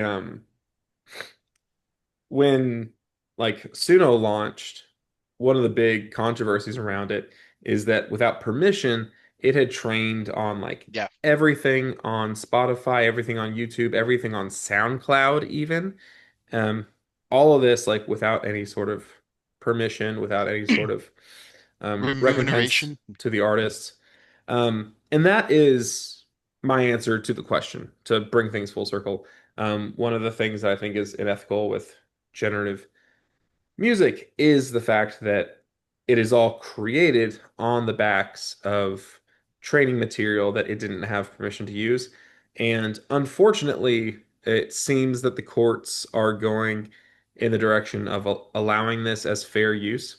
But I will say, like, I'm not sure I've ever been quite as angry with like the big corporate companies in the entertainment industry as I have over the past year um, during these lawsuits where like Disney and DreamWorks teamed up to go after Midjourney and Sora perhaps, and similarly like you know Warner Music and Sony were going after Suno and Udio, and there was a legitimate opportunity for these like billion, trillion-dollar companies, whatever, to potentially take down these AI monoliths and to make a huge dent in the booming AI industry. Um, and instead of teaming up with the artists and taking down these AI companies, they instead Never. like use the lawsuits as an opportunity to force these, you know, behind the scenes handshake deals. So that now like it's something like Warner Brothers is team or Warner Music has teamed up with Suno and Sony has teamed up with Udio, something like that. Um, Disney Plus has plans to integrate Sora into the Disney Plus app sometime like this year or next year to where you can, create your own videos using legally using Yeah, characters in the Disney IP. but To So play it's one the of those things that devil's like advocate on like what you were mentioning about uh all Sora, Mid Journey, Suno, like taking all this data from online and training everything off of it without permission. And just another like a counter argument, and I don't fully agree with this, but uh I think where a lot of people who are like super pro AI, they'll almost look at this as also what well, humans do. yeah. Yes, I was about to say that. Yeah. Well, like Yes. we go on Google Images and we get reference and we learn and we like obviously that process, like if we were individually doing all of this for anything that we were working on, is a much longer process. It takes a lot more skill, but kind of what a lot of people who use Chat GPT for work or in the classroom and that kind of stuff, it's like you're taking this process all of a sudden and just like shortening it. And like I'll there's do a you one. part of it. I don't agree that it's like a good thing to do, Well, but it makes me think of the first couple songs I ever wrote sounded like really bad Bob Dylan songs from 1963. And because that was who I was enamored with. And so I did the same thing. I should write Bob Dylan a check for $5. Like I completely stole everything from this record, but I was 15 and in love with it and learning the guitar, and you were only playing three chords and I could only play three chords, and it worked. And well, I so, mean, oh, sorry, go ahead. oh, good. I was just gonna say, what I'm interestingly like optimistic about. um, is that these big companies, because they're blinded by greed and power, um, one, they're underestimating the power of the human filter. Yeah. Um, when we take in things and filter it through our nature and nurture, with each one of us being like absolutely one of a kind. If we create from that space, all the music that we've loved in the past that has been made by a human or humans together, um, has gone. Their influences have gone through the filter of Yeah. this unbelievable thing, and I think we're gonna start to understand the difference between what is pattern and intellect and what is the actual soul. And I think we're gonna have a better definition of what the soul is as it You would manifests. say it's a spiritual argument, right? It's a I if think so. It's yeah, if we there's an defined it yeah, if we defined it as the crazy combination of all that is intellect and emotion and all that is beyond that we don't quite understand, that they're underestimating the human filter and what that yeah, is, yeah, what's lost if you don't filter it through. Because we all know what it's like when we hear somebody who has, rather than like ingest their influences and truly go like in a humble way, I love that, but I don't love it because I'm like deifying that artist. I love it because we're kindred spirits. Now I'm going to yeah, filter it through me yeah, and not just like um try to write something that sounds like that person I like, which is like what you do when you're young. You parrot yeah, them just to Hmm. learn, but eventually you internalize it and it gets filtered through you. yeah. But what we have, like, this is the other point. I won't take too long here, but along with that artistic inbreeding sort of concept, is that what I think AI, I think what AI is Trademark doing pending. is right. Yeah, I have some notes. I'm writing them down. But we're getting hyper homogenization in such a way where Hmm. what's actually happening is AI. It's hilarious when I think about it this way because like it's literally um, an unpermitted collaboration between everyone who's ever existed, which is exactly what happens when record labels have like boardroom meetings, or it's like this hyper version. Like that's why sequels tend to suck, is because they go, all right, all right, all right, all right, we got a hit in our hands. Now let's all get together and vote on what the sequel should be and like what should go on the Taco Bell cup. And like they start to think, they get all You, cocky and they start to think about what people like and what like, and it becomes more and more like there's more and more voices in the room. I've seen it happen so many times. It's The, bloated. Yeah. it's bloated, and the more voices you get on any given artistic process, the harder it is for it to be good, which is why films are so hard to make. yeah, you're And some of trying the to make greatest art. the four quadrant movie that pleases every fan, and it's the classic like, please everyone ends up pleasing no one. Yeah. Exactly. Um, And I think the more and AI is literally saying like if we just get all the art to tell us what the patterns are of what this one next That piece is a of great art. analogy. It's the great sequelitis of culture. Yeah. Trademark Which is pending. kind of what you said, like copy of a copy of a copy of a Yeah. copy with everybody weighing in and voting so that now we don't have like extremes. We have like everything going towards the middle. Like what can we all agree on? That's what AI is doing. Like yeah. humans have agreed that a country song sounds like this, and like, and you can Yeah, just type it it's into Suno. Okay, so it that brings us up to the genres that are filled with AI on iTunes, which I don't want to look down on, but they're very blues. specific ones. Christian music has the top 10 on iTunes chart. There's six AI in the top 20, or as of tonight, or as of yesterday when I looked. It's interesting. Do you think genre or people group or demographic plays on this, that some will accept it more than others? Fair will You know, have to at some point, like just Well, where certain people groups. what's happening is it'll sorry, were you asking me or was no, I had a question. I'm Plato on the hill asking this question. Like, Yeah, well, is I it think it's this is that there's often um an extreme innovation that comes from an artistic spirit that's bold and brave and smart and talented and all the things, right? We get an innovation and then we get people inspired by it. And then what happens next is we get the copycats.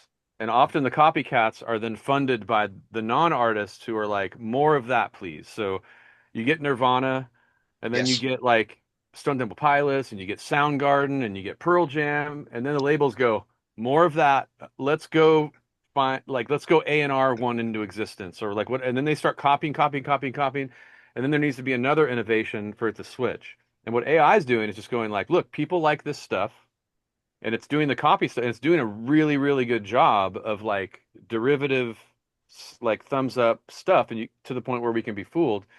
But what it's doing is it's gonna potentially stop the innovation. So like in film, like you had when Pulp Fiction came out, it's like all of a sudden it was like, oh whoa, you can like play with time like that, and you can be irreverent and like pay homage to films in this really cool way. And then it was like yeah, all the And have no copycat films. discernible plot whatsoever.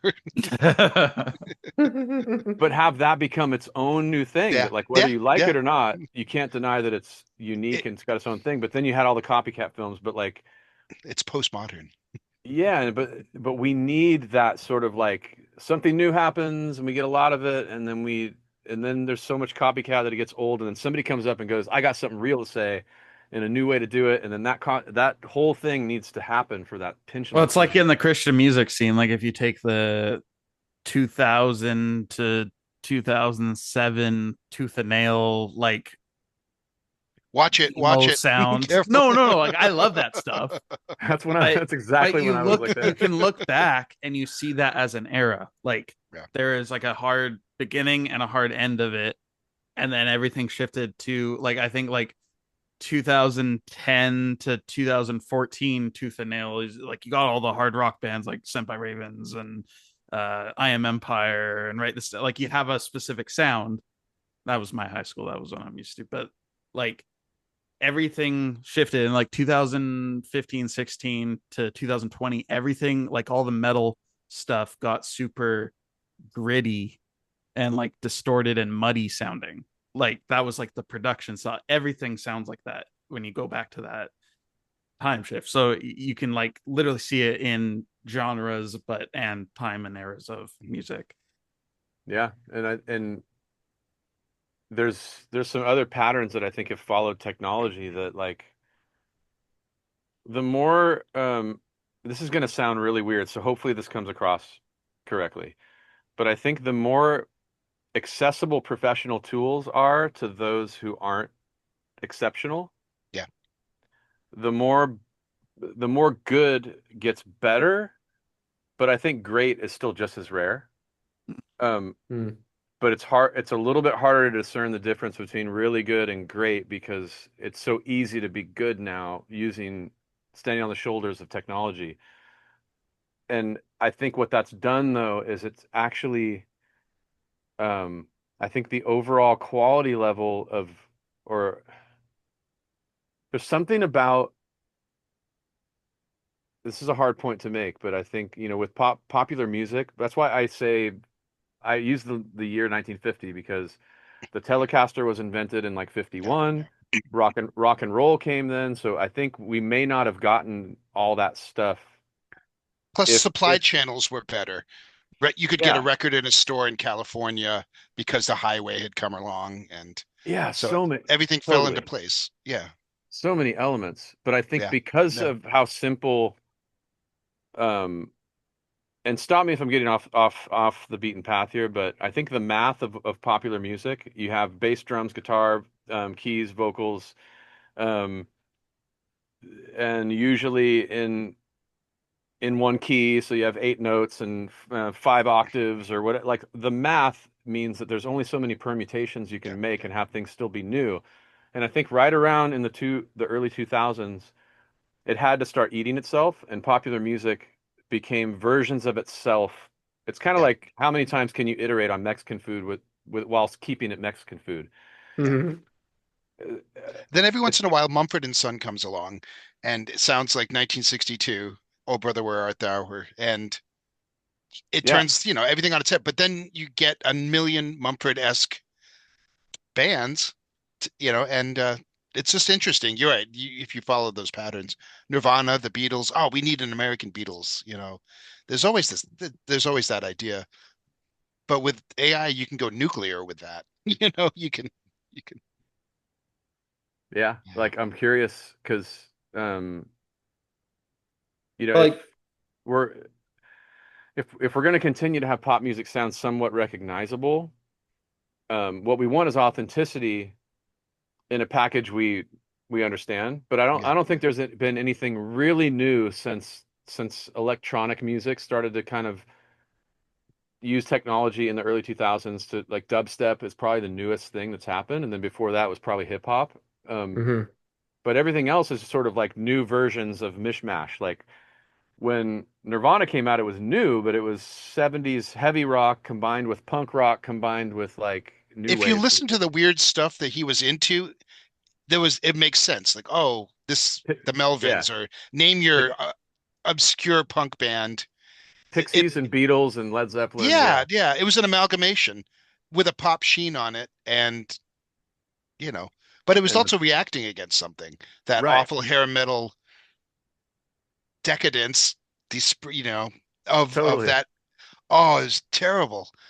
I Yeah, listened the to it. song that it knocked off was "She's My Cherry Pie." Yeah, yeah. So that there's no better micronization of that of that moment than it also knocked Yeah. bad Michael Jackson's off the best record, the top selling record. So that was a watershed moment, as they say.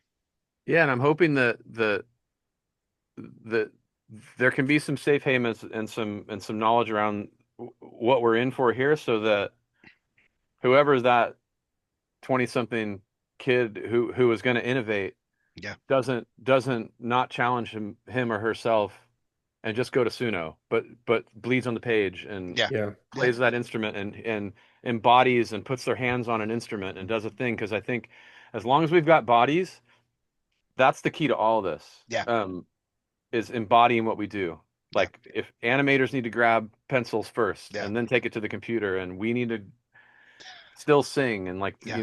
do that. I think that's so Or gather important. together and discuss like the Greeks did on the Acropolis, Yeah, and totally. hash out what are the repercussions, what are the good things, what are the things to watch out for, what are the red flags, what are some of the net benefits. I'm glad AI is around for cancer research. I think it's doing amazing things there. And I have to get off my high horse and say there's breakthroughs that they've had and will have on the medicine front. Yeah, and I'm excited to use it for sit like business systems and Yeah. adaptive learning Yeah. and as long as it's really careful and there's not some like little Yeah. secret. Careful, such a good word, right? To be Yeah, mindful, to be mindful. circumspect. As a professional musician, Adam, like I'm curious what your thoughts would be. Like, Mhm. just Suno, for example, is it okay to get a or type of prompts, have some lyrics you want, you hear a melody?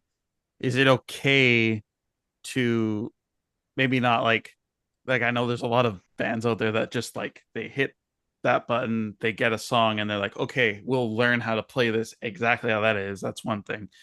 But is there a line where you could use something like that and use it as inspiration? Like obviously you alter it, change it, but you can use it as like a, oh, okay, like this could In work. creative writing, we call Well, it a prompt. let me jump in with Well, an iteration can of I that answer the question. question?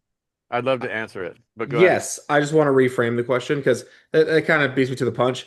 We kind of all went around. We kind of skipped Christopher, sorry, but we basically all went around talking about our unethical or like issues with generative AI music as it exists. So the next question that I wanted to ask, which is basically this, is what do you see as the ethical use cases Yeah. or an ethical version of Suno or generative AI music? So yeah, go ahead and take it away, Adam. Okay. Well, my answer would be if you were asking me, is it okay for me to have French fries and a Coke? Um, my answer would be like, well, I mean, better to just avoid it, especially if you're prone to like loving it Diabetes. so loving it so much that you'll have it every day. And we know we know about French fries and a Coke now, but we don't really know it's Yeah. not the same knowledge yet with Suno. So uh I would say, you know what? I mean, just it's I would say for most people, the vast majority of people, you're better off not using it at all and like trying as hard as you can to learn an instrument and find another human being to work with. Hmm. That that's just a better thing. But if you have self-discipline, Yeah. if you're aware that like if you can have a cheat day, like if you and be like, I'm only gonna do this Yeah. on one meal on Sundays, have my Yeah. French fries and a Coke, or like only when absolutely necessary. Like I almost feel like it should be like Snapchat. You should be able to use Suno and then it actually deletes the file after like a Okay, day. so that's a great Oh, sci-fi I love plot that. where you get a day with AI because we found it to be so dangerous that you once a year get a date with AI and you can do whatever you want. All right, I'm writing that. That's a great because I write sci-fi prompts for my students. That's awesome. Yeah. Yeah. What would it be like to have your I day? want to use that, and I want to read some of this. Yes. Yeah. Oh, I've got short stories, my friend, from I get everything. I love it. I love my The job. uh the real world version of that is that there are thousands, hopefully not more than thousands, but at least thousands of people who are distraught right now because they had developed what they believe to be romantic relationships Oh, no kidding. Yeah. with ChatGPT 4.0, It all started which with got her. great movie. Great sci-fi. Yep. Yeah, Asking big questions. it they officially turned off 4.0 like 2 weeks ago. Ironically, I think it was actually the day before Valentine's Day that it got shut down. And so That all is a these people have that is a lost movie their waiting to be made. so-called lovers. Uh, Um, I was saying like the almost evil version of that is just turning on ChatGPT 4.0 one day every year. yeah. So these really sad, It's a lonely people conjugal can visit. get to see. That's a good Uh, one. Oh, oh.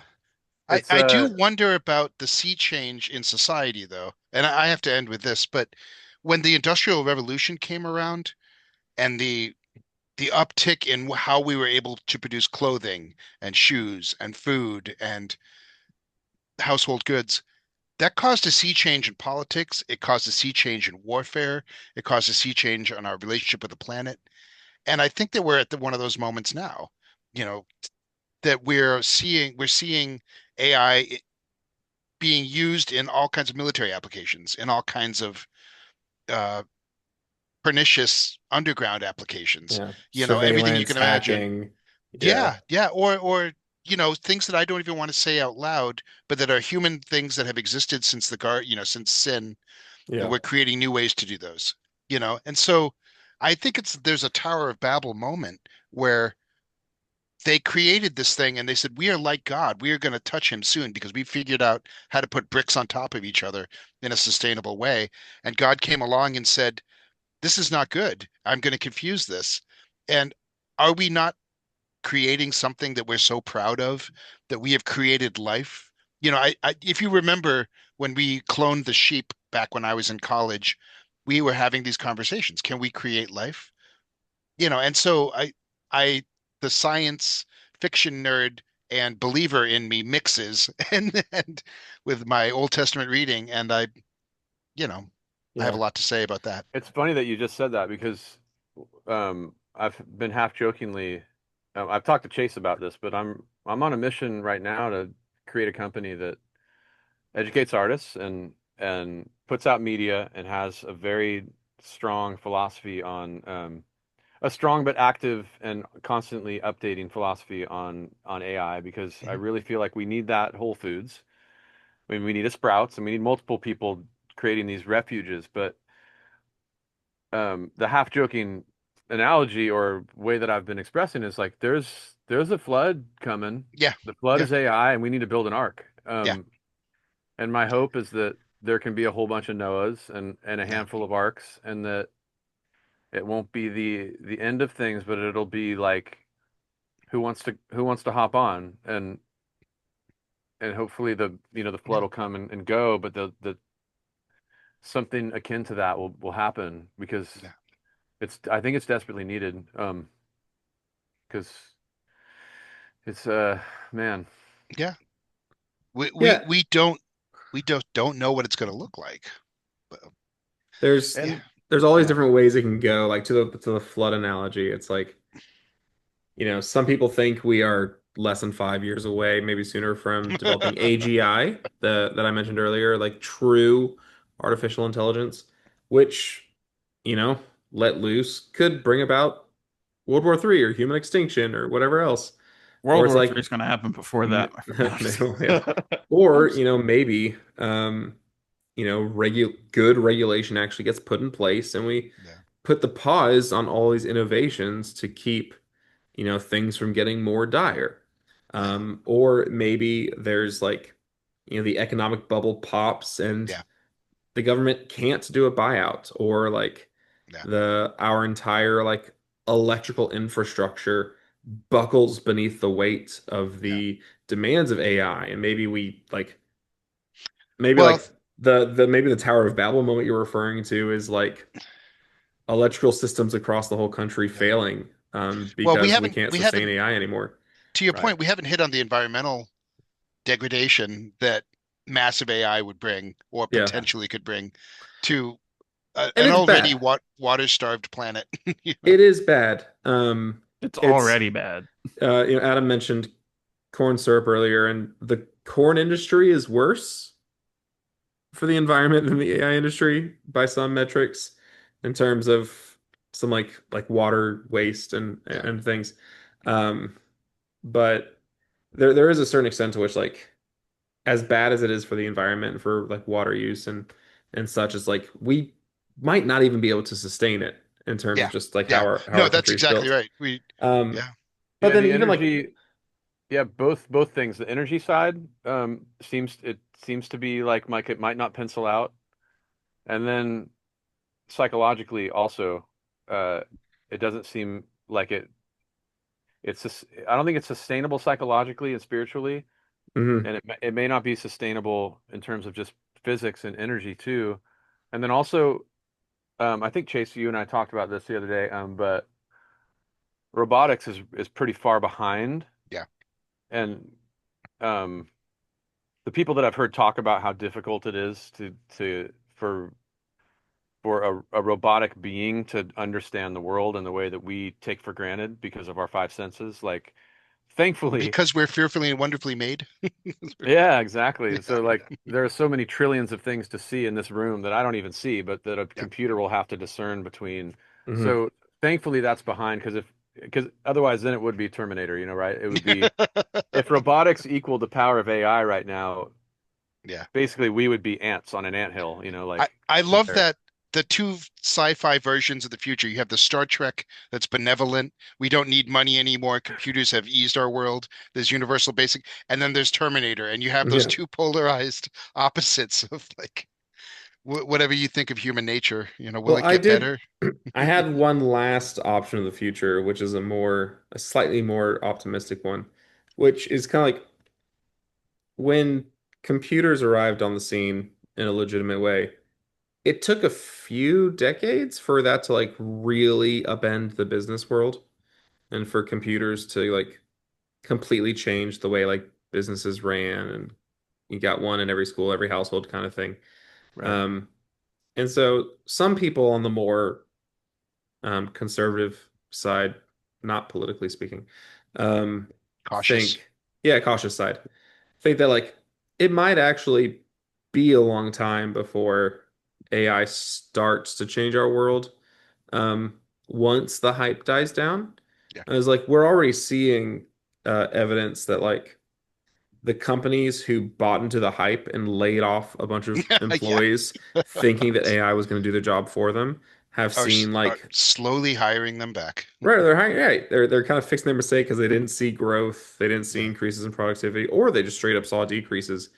Um, and so it's like And so there's a separating the little hype is bit of like important. there's a Yeah. little bit of the earth is healing energy and all like the research and news that is coming out. Um, with Everybody's just tired of the AI slop. That's yeah. Yeah. the common term There was a Um, great article by an AI scientist who said, "Please stop calling it slop," as if like he was a wounded ninth grader.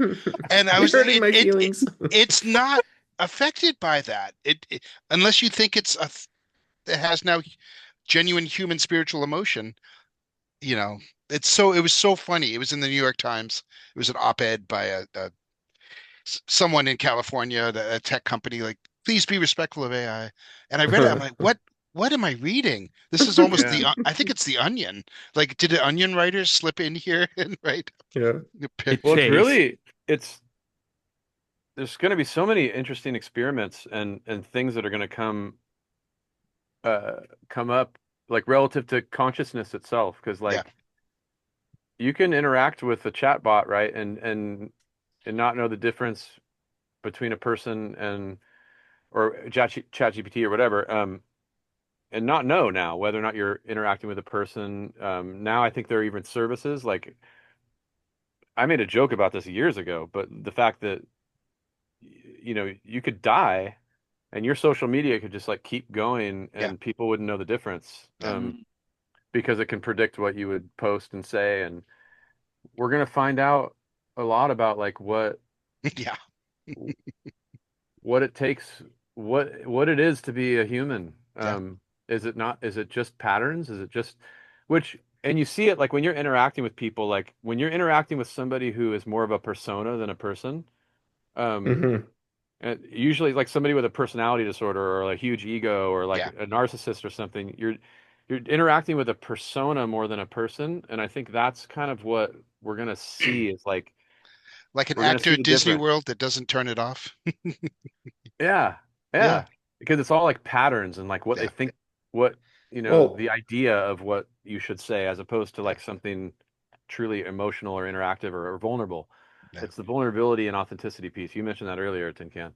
I mean, uh, not that your Disney analogy isn't good, Alex, but I think a better comparison to the persona thing is just our beloved celebrities and artists and actors. Like there's an extent to which like we've set ourselves up for failure in multiple ways regarding um,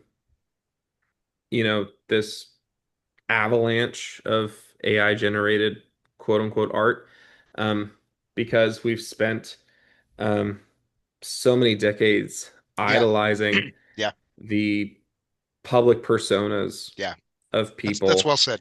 and idolizing their manicured social lives and social media, There is a but also brilliant like paper in their that, my friend. their Like, manicured art.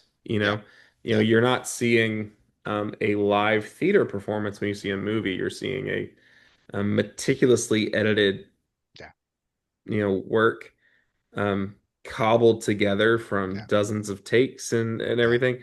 And then like with our music, I think the main reason um, Suno is passing the Turing test for people Because we've is gotten used to. because right, is because we listen Yeah, to music that is, perfectly auto-tuned and yeah, timed and everything's fit to the grid. Like Christopher, you're talking about like trends in metal music, and like for the past few years, it's been like the Architect Spirit Box sound of like everything being so perfectly polished and perfectly in time. Um, and the drums don't sound like they were played by a real human, yeah. and the vocals are perfectly in pitch. And so you have a robot, you know, that's Product. really good at making music that sounds as robotic as the humans have been making it. Yeah, And Um, as I've been thinking about that, I think especially being a producer, and having those tools at my fingertips and often being asked to play in that sandbox of pop music and stuff. mhm, I think a lot about that, and I'm trying to like get things down to the very bottom floor as much as I possibly can with my little yeah, brain. But like,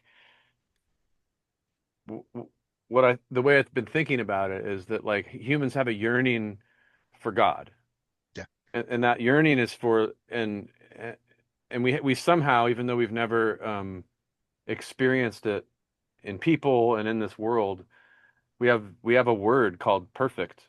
Yeah. We have this idea of perfection. We have this yearning for God. And to the degree that we try to create that on earth, that's why, I mean, you said it yourself, like we idolize pop stars. Yeah. And it just so happens that that music is it's over perfected Yeah. also. So like we create this thing on earth that's perfect, and the more we perfect it, the less we actually like it and connect to it because it's not God, but it's trying to be turned into a God. And I think Yeah. the more unhealthy we are, the more likely we are to idolize Yeah. something that isn't God, which is why, it's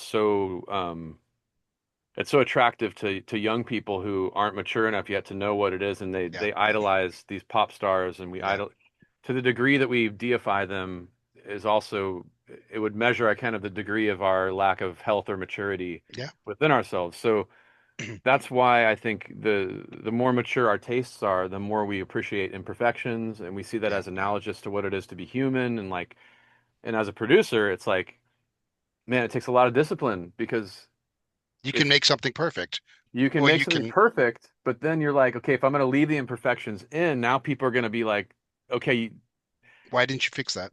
why didn't you fix that? Yeah. Hmm. Yeah. And so you're I th constantly faced with that we measuring need stick. a we are in need of a cultural reset. Yeah. Like all of us need unlearning and untraining to value, human imperfections, to value Yeah. character, um, Can I to can I value like end? a lack of editing. It'll Yeah. self-correct just like free speech does, I think. Yeah. If we just let it play out and not force it on Yeah. people, Hmm. I think it'll be like that's crazy. Like, we're seeing it. That's Right. Yeah. crazy. Yeah. I think the people who start to Sorry, Tin Can, I interrupted you. reject AI music will naturally, Adam, I think you kind of said this earlier, but they will naturally seek the stuff that they can tell is authentic and real. Yeah. Yeah. I And hope, yeah. the people that they can tell are human beings and not personas. And And they'll maybe want to they'll know. maybe they'll give up their parasocial relationship with Taylor Swift to go talk to their neighbor who maybe plays bass and they can have a jam Yeah. session. Yeah. But Or yeah, who Tin needs to Can. be served. Like I'm spending time with this into authentic thing, but my neighbor's driveway, who's elderly, could be shoveled. For me Yeah. here in the snowstorms of New England. So Yeah. in my guys group, I'll end with this. We have this quote by C.S. Lewis that we use. We say, the best part of faith is when you look at someone else and say, "Oh, you too," and recognize the common humanity of the struggle. And in Hmm. our guys group, if we can be honest, then there's more progress towards helping with addictions or helping with shortfalls if we recognize that in each other. And if I'm listening to an AI gospel singer, I'm not getting that. I'm getting a plastic version of that. Whereas what I love about art is looking at it in like that C.S. Lewis quote and saying, "Oh, you too? Oh, I have a commonality. That's why I connect with this, especially when you're young, right? But even now, I listened to you two today and had a genuine spiritual moment when I realized what Bono was saying about something. And I want that. And I don't want that manufactured. I want that authenticity of someone else saying, yeah, me too. We're all in the same boat. And art at its best is that. Hmm. Amen to that. It's so Yeah. true. And my hope is that there's some good people out there in high places that are going to invest in that. Yeah. Um, and because I think there is a certain amount of AI that's going to be just so awesome and helpful, and like you said, and even in art and stuff. But I would love to see a paradigm Yeah. that as these companies do those backdoor deals, right? Like when streaming happens, it's like you sue Napster, and then you go and like create Spotify, and then there's all the lawsuits, and there's the backdoor deals, like let's screw the artists together. There's all that stuff, and it's happening. The same thing's happening now. If a company like comes out and their like ethos is like flip the script, like don't make the art with AI, make the business with AI, huh, guys? Huh, you suits? Like, um, but I think there's an ethical way to do it, and like, um, without like I said, becoming like AI like art Amish or whatever. Like, Hmm. accept certain pieces of it, and I maybe I it'll, I pray for wisdom because I think it's going to be a yeah. supernatural wisdom to Hmm. say, here's the tool. Make sure not to use it as a crutch. Make sure to use it as something that can help you love your neighbor better. You know what I mean? And Yeah. it's like the old Dave Ramsey thing. A brick can be either made, you can use it to make a hospital or you can shatter a window with it, but it's just a brick. And the human heart is what does something with it. And I can't believe I'm quoting Dave Ramsey, but that hit me as a young man. Like everything's a tool because, but we as humans can choose which way we go with it. 100%. I think the NRA talks about that too. Dave Ramsey and the NRA. Yeah. This is All such right, a Chris, great you want to? discussion, you guys. Like really insightful stuff. Well, Yeah. I know we're close to 2 hours that we've been recording. Yeah, I For thought you for didn't have all 2 hours in you there. Well, I discovered it, my friends. yeah, Yeah. No. for all like the you know pessimism and caution around AI, I do want to try to extend an olive branch and see if we can talk about some positive sides. Um, so, Christopher, I want to give you the chance to speak to the conversation we've been having for the past 10 minutes. Um, if you have anything to add, and then let's circle back to the question about um, like ethical use cases for Suno, in your opinion, or a different version of Suno that you think would be ethical. Right. I mean, there was a couple tangents I was like about to go on, so I held my tongue. But yeah, I don't know. It's hard because I think a lot of it comes down to like what we were saying, wisdom, and Yeah. especially as Christians, like Yeah. how a educating ourselves on all the ethical issues with it, as Yeah. far as like what we're talking about, like power, environmental, training, like all the learning stuff, like all that. You have to take a lot of that in. And then obviously there's the whole conversation where like all that stuff's bad, or like taking everything being learned without permission. And there's the people that will say hardcore, no, we're not touching this. Like it's evil. These businesses are evil. They did bad. But at the same time, how many of those people shop at Walmart, or Yeah. Oh yeah. like we consume We pick and choose what products. we want to be ethical about. Exactly. Like Yeah. we Oh we yeah. all consume 100%. products from companies and businesses that do terrible things. Yeah. Mhm. And Amazon sometimes just we delivered a package to me today. Wait, That what's guy wrong with doesn't get a Amazon? bath. That like that's a, he hasn't had a bathroom break in 12 years. that's another 2 hour conversation. Okay. Next episode. Yeah, so like I think it's one of those things where you have to gauge that, I guess, for yourself, like Yeah. conviction wise. Yeah. And um because one thing, and it's kind of going back into the unethical use cases, I've just noticed that especially being part of like the Christian rock and metal scene specifically, Bandcamp got flooded with lots of terrible AI Christian metal bands. Like when you use the tag Christian metal or Christian rock or whatever, it's like 90% of the stuff is AI now. And it's Mhm. all, you can clearly tell that it is. None of it's like really well done, really what like good as far as what AI music can be. And a lot of the times when you confront certain artists that are using AI, and not even just as a tool, but like complete generation, like they're just typing a prompt, they're uploading it, and they're like, this is my music. I think something I've seen that is kind of disheartening is, as Christians, I have actually witnessed Christian musicians lying about Yeah. it. Like they will Yeah. straight up deny it. And then I'm Mhm. like, I've actually had a conversation with um like a label head who was hiring an AI band. And I was like, well, like, do How you does that know? work? Like the Yeah. AI Well, no, actress. they didn't know. So like the label didn't Oh, okay. understand that it was an AI band. Like this was right when Suno was taking off. Yeah, it's like And when your I parents forward you a reel that they've yeah, they're it's like, like, "Oh, did look you at see Donald Trump's kids did you sing see this this gospel penguin song slap together? the clown?" This is amazing. Yeah. Um, I don't know where that came from. Or my But my mother talking to the Nigerian prince and saying, he's got a deal for me. yeah. You know, like, Mom, oh my good, what? Yeah. So like I had a conversation with I'll leave everybody unnamed, but the artist, like I proved to the label, look, I just took the lyrics of the song that they just released. I typed it into Suno. I gave it a rough prompt to sound kind of like what they were trying to do. Almost identical song in one try. Like it was so close. I literally recorded my screen. I typed in the prompt. I did all this. It was 3 minutes. I had almost recreated what this artist did, and it's um the early Suno with metal stuff. I found it was like every fourth prompt or so you would recreate like this production style, like how loud are the drums and guitars, like how is everything mixed, like it would almost have these cycles of or like these pre-made templates of how everything sounded. Mhm. Yeah. And so it took a couple tries, but I'm like, see, this is the same thing. And he's like, oh wow.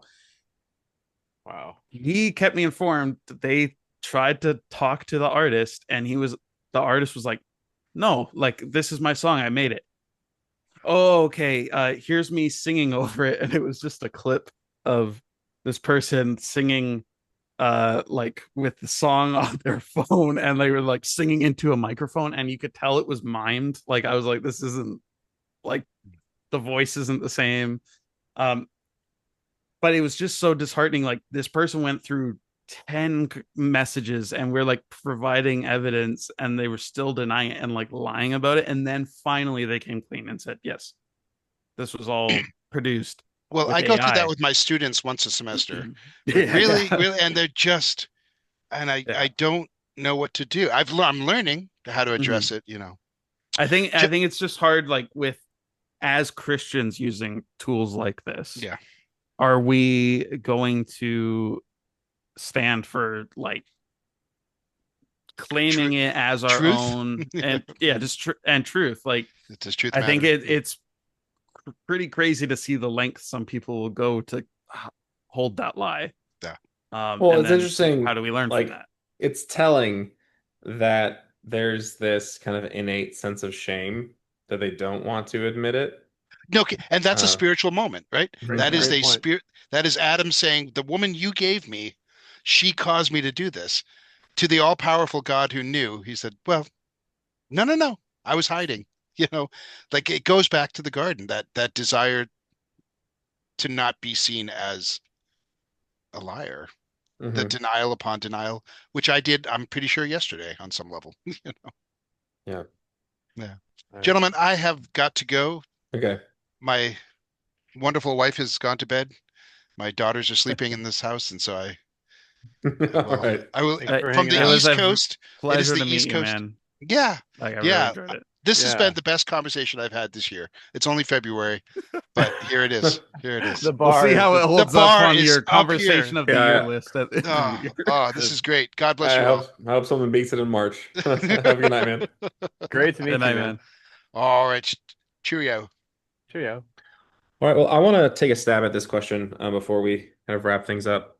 'Cause Yeah. this is something I probably have the most thoughts on because I knew we were walking into um, possibility of like mostly a rag fest on like, you know, AI stinks or AI is dangerous or like Careful. AI might not be We're at worth. careful, right? Yeah, yeah. I think we're mostly at careful. I'm definitely like at situations of like some of it is outright bad or like a lot of For pe sure. ways people using it is My outright wife bad. was ahead of me on this. I Um, like when Suno and Midjourney when they first launched. I was kind of hyped on a lot of it, to be yeah. honest, and I played around with it a lot. My wife from the get go was like, "Ew, no, it's AI. Like, I don't want to. I like, I don't even want to touch this." And so I was Yeah. like, "Well, I was trying to come up with ways to kind of be like, Yeah, okay, and for me, like, my early use of Midjourney, one of the main reasons it tapered off was like the more and more I got educated about um, the way it was kind of scraping um, images from the internet and kind of like basically like stealing people's styles and like you could ask Midjourney to make something in a Your artist style. distinctive Yeah. style and they would do that for you, or it might just do it anyway and make something that you didn't even ask to be in that person's style, and it's still like there's no credit, there's no recompense. And there's like the more I kind of like learned about that, the more I was like, I don't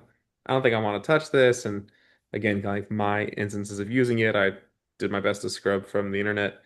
Um, and so regarding generative AI, whether it's Suno or something like Suno or a future pseudo competitor, um, I still disagree. Whether the courts say so or not, I still disagree with the idea that this is fair use. Um, that it's a transformative um, way of using existing art where you don't need to get permission. Um, because kind of as you were saying, Adam, earlier, it's really it's not ingested and then reinterpreted. It's just regurgitated. Um, and it's regurgitated to with such a large sample size that what it's giving you is most likely not an exact one for one copy of an existing song. But it might be so close to so many existing songs that it might as well be plagiarism. And again, it's like you're not getting credit. I don't think Suno even has an option for it to show you like, hey, what songs did you um, refer in your creation of the song that you're giving me?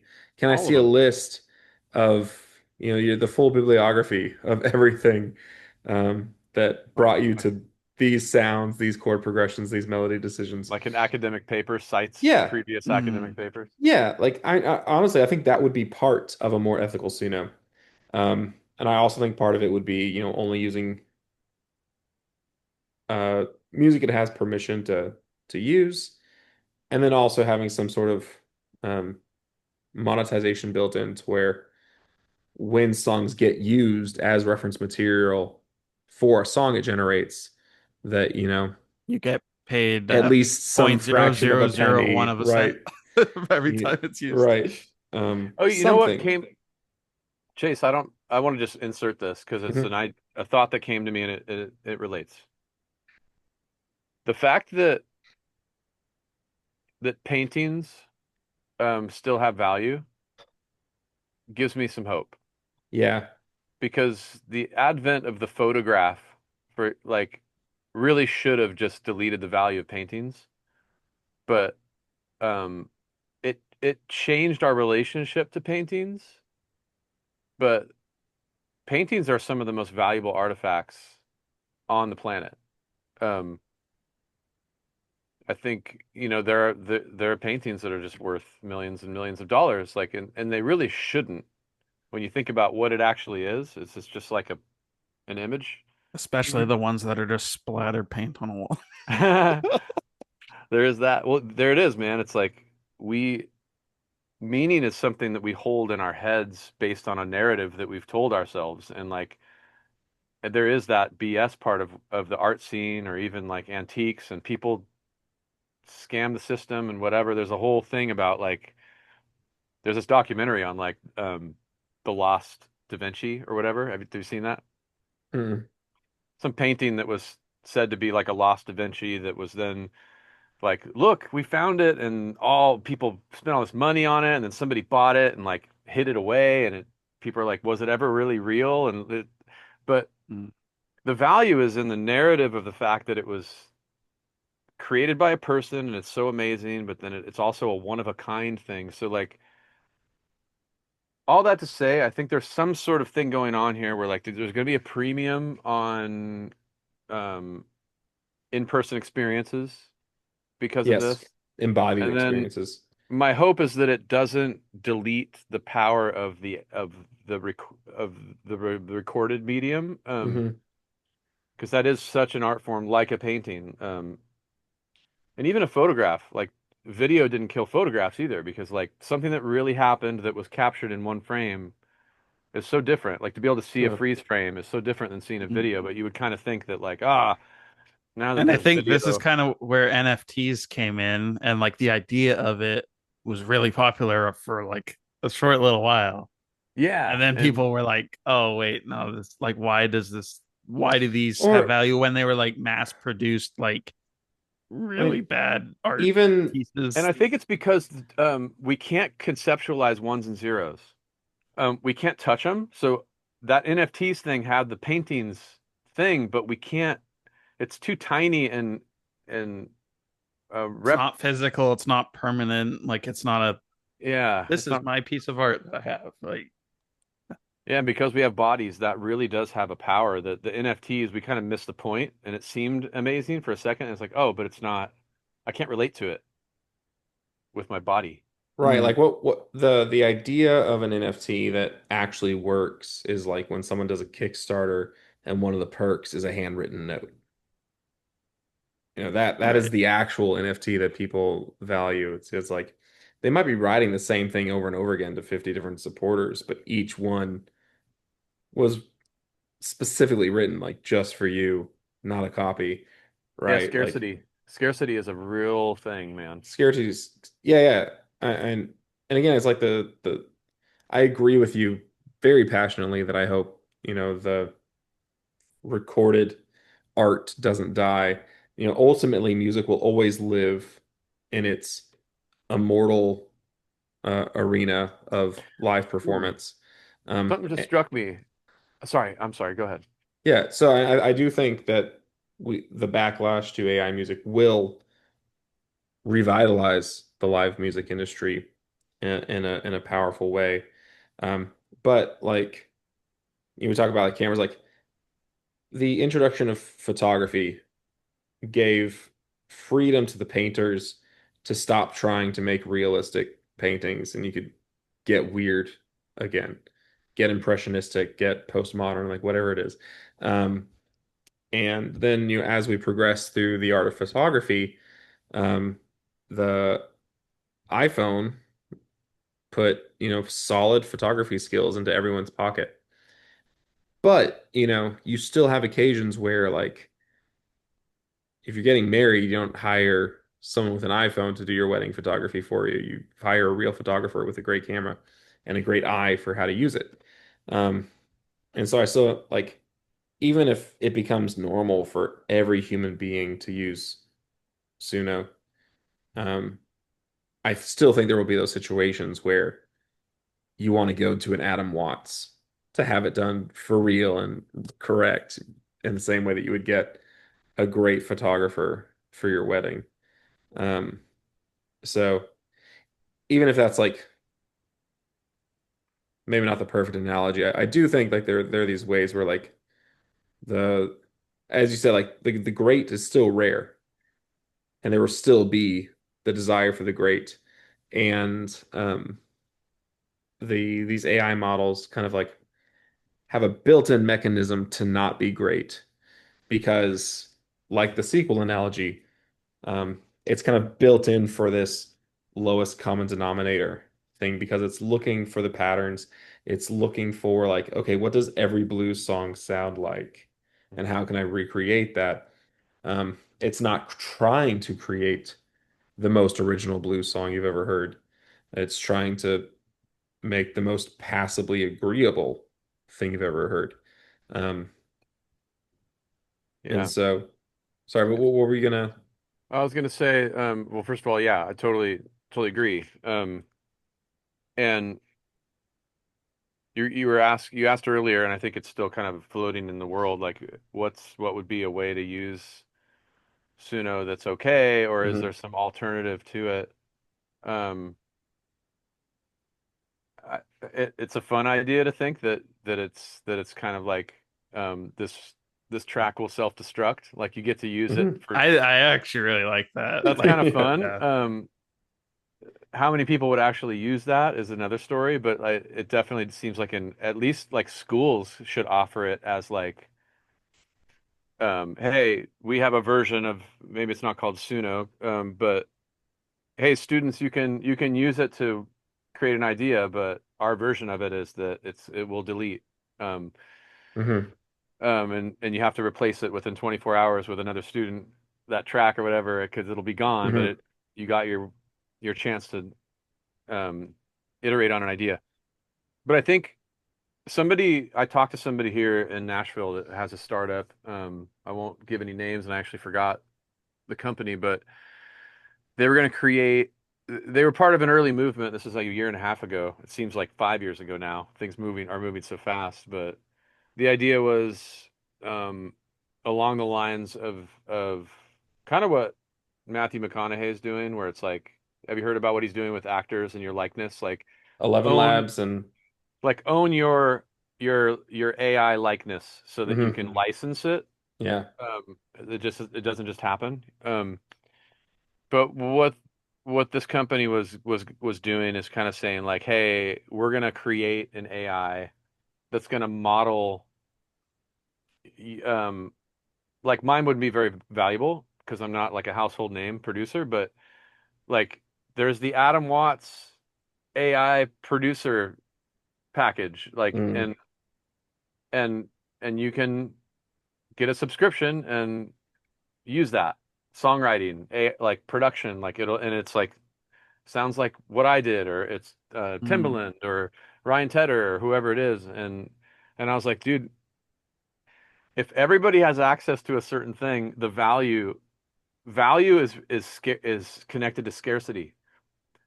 Um, that's what the monetary system used to be built on gold because gold was scarce. Like people value things relative to its scarcity. So if anybody can sound like Timbaland, sounding like Timbaland has no value. The reason why Timbaland productions have value is because there's only one of him, and he only has a certain amount of time to create a certain amount of tracks, so he can charge a lot of money.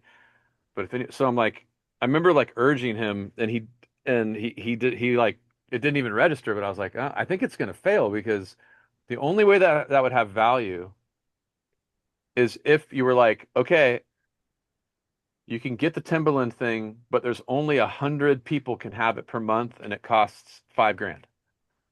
Like you have to make it scarce and keep the value there, even though you could make it infinite. Mm. It's It'll like only retain its value if it's that scarce. Cameo app that came out, like where you pay to have like a celebrity say something personal to you, like a personal Yeah. message. That was popular for like 6 months to a year, like somewhere in there. I don't hear anybody ever talking about it anymore. Like it was a fad because like I think it was novel when it happened. You're like, oh, like I can have celebrity talk to me, like the Island Boys or whatever they were. And then all of a sudden the internet's flooded with videos of the same thing, like they were doing it, just changing the name of the person they were saying to, but there was like hundreds of videos of the same thing, and people are like, oh, okay, well, it's not interesting anymore. Yeah. Yeah. So Yeah. hopefully that's the case with AI music. Yeah, hopefully maybe forced scarcity is a way to like create um a kind of Suno maybe that has uh forced limitations on what it does, what it can do and what it can't do and but I highly doubt anything like that'll actually work. I think the reality is, and you know this from being into metal music, um over the last call it 15 years, you might have a more accurate number. But like at some point, it was just decided that this is the sound and this is the snare Mm. sound that is awesome on every metal song. But then when every metal song had it, it just started to sound like metal lost it almost started to sound like a version of pop music where it's like, oh, now there's a popular snare Yeah, sound. there is like Yeah. mainstream metal music. Like now, I think the more relevant term is like modern metal, like Yeah. and octane core and all that. Like it's all the stuff it's like radio friendly pop music in that way with like a heavy metal sound, but Yeah. a lot of it sounds the same. It started Yeah. with bassoon, Beyond right? beyond just kick Those, and snare, it's like they all use the same guitar tone Yeah. right. and the same production style at this point. It is a little maddening. Yeah, so they're not miking cabinets anymore, and they're not putting a mic on a snare. Like I have a little thing in my curriculum, which is like, here's what happens when you use here's what you don't get when you use a snare sample. And it's a list of like all the idiosyncratic things that you do when you mic a snare in your room and you Mm, you've chosen a stick and you've tuned a snare and like all these things that make it unique to you that you're literally taking all those choices out of the equation and you're just like grabbing something off of a menu and using it. And to the degree that you do that, you're getting closer and closer to just being a DJ. Like it's literally like you're like getting closer to just pressing play on somebody else's thing as opposed to creating it. Now, granted, right. the opposite end of the spectrum is asking somebody to go out to a forest and like literally like cut down a tree and make all their own instruments. That's Well, cut down a tree to. Oh, actually, a band did that. and I bet it's Like, freaking original, right? yeah, oh, like they did a whole album called Handmade, Yeah, the and they ongoing literally concept. chopped down a tree and they literally made their own guitars, drums, bass out of the wood from that tree, and like they handcrafted the instruments. And it was actually pretty cool, and it sounded different. Like it was I don't know, there was just like a different tone to the whole thing. Did And it they was to create the their own nail. scale too Yeah, they to were work onto the in? nail. It was the ongoing concept. That was Yeah. their thing. But yeah, that was cool. Sorry, Adam, what was the last thing you just said? Oh, I just said, did they also create their own like unique scale? Like that like there's Yeah. so No. you could take it so Probably not, far. no. Yeah. But yeah, it's like it again, it's that whole continuum thing. It's like we dance on this continuum, and I think there's this like middle ground of balance that I think God calls us to of health. And then over towards the unhealthy side is a slippery slope that once we find ourselves on it, we have trouble having the discipline to avoid using the tools and Mhm. not eating the French Yeah. fries and not, you know, overdoing it in so many areas. And God knows I'm guilty of it in so many areas, but I'm trying to be aware of it. And Yeah. um, it's in the trying, I think. Mhm. There's something in that. I think the effort towards it. And I think hopefully this movement towards knowing where to draw the line with AI, I have a feeling that it'll come from those of us who are kind of like have Christ in us, or even if we're not Christians, are connected to what is Christ like, a sort of goodness and a sense of truth, and just like that artist you talked about, like eventually the shame took over or the embarrassment, and it was like they got they got their hand slapped, and hopefully that made an impact on them, and they got closer to the Yeah. some process that was more honest. Right. That actually did happen with an artist who pays Jesus Freak Hideout to review his music. We have an indie process that people can pay for guaranteed review. Might be positive or negative, but um, you're getting the exposure. And we noticed like a very drastic shift in the sound of his music, and so we confronted him about it and asked if it was AI generated, and he kind of deflected at first, but then ultimately admitted to it. Um, and came back a few months later being like, I'm not going to use AI anymore, back to making it all myself. Like, good for you, dude. Um, but I will grieve if I cannot go on this rant that is the main thing I've been planning to say since Oh, planning this You've please. this been rant. waiting two and Um, a half hours. I've been waiting 2.5 hours to say this. Um, Hey man, Rogan does three or four. Yeah. the my joking answer to the ethical use case for generative AI music is to use it as your bar for I've got to do better than this.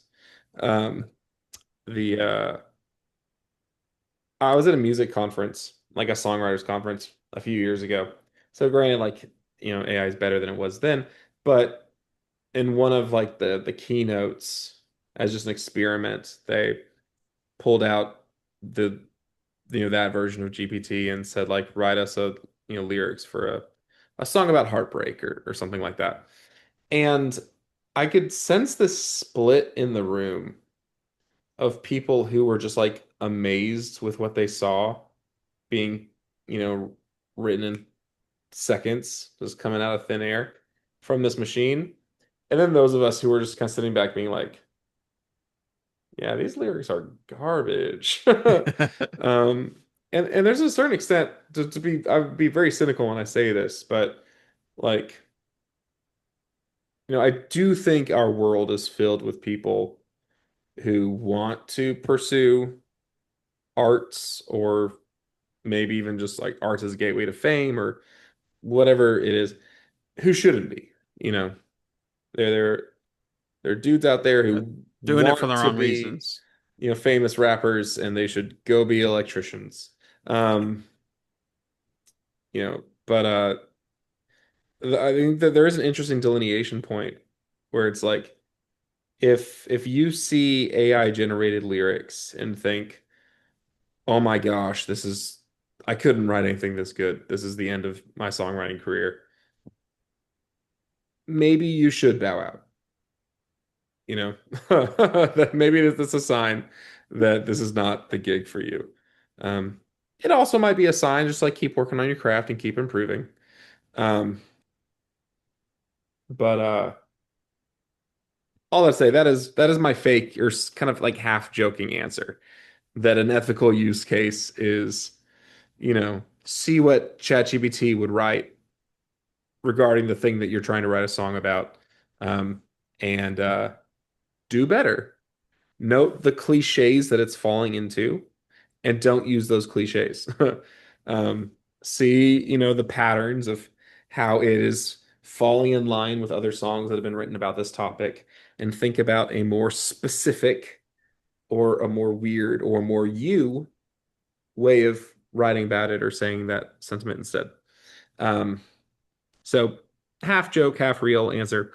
But the real heart of it is that I am part of a songwriting community online uh, that has some artists in it, but has a lot of people who want to write songs and who really desire like that.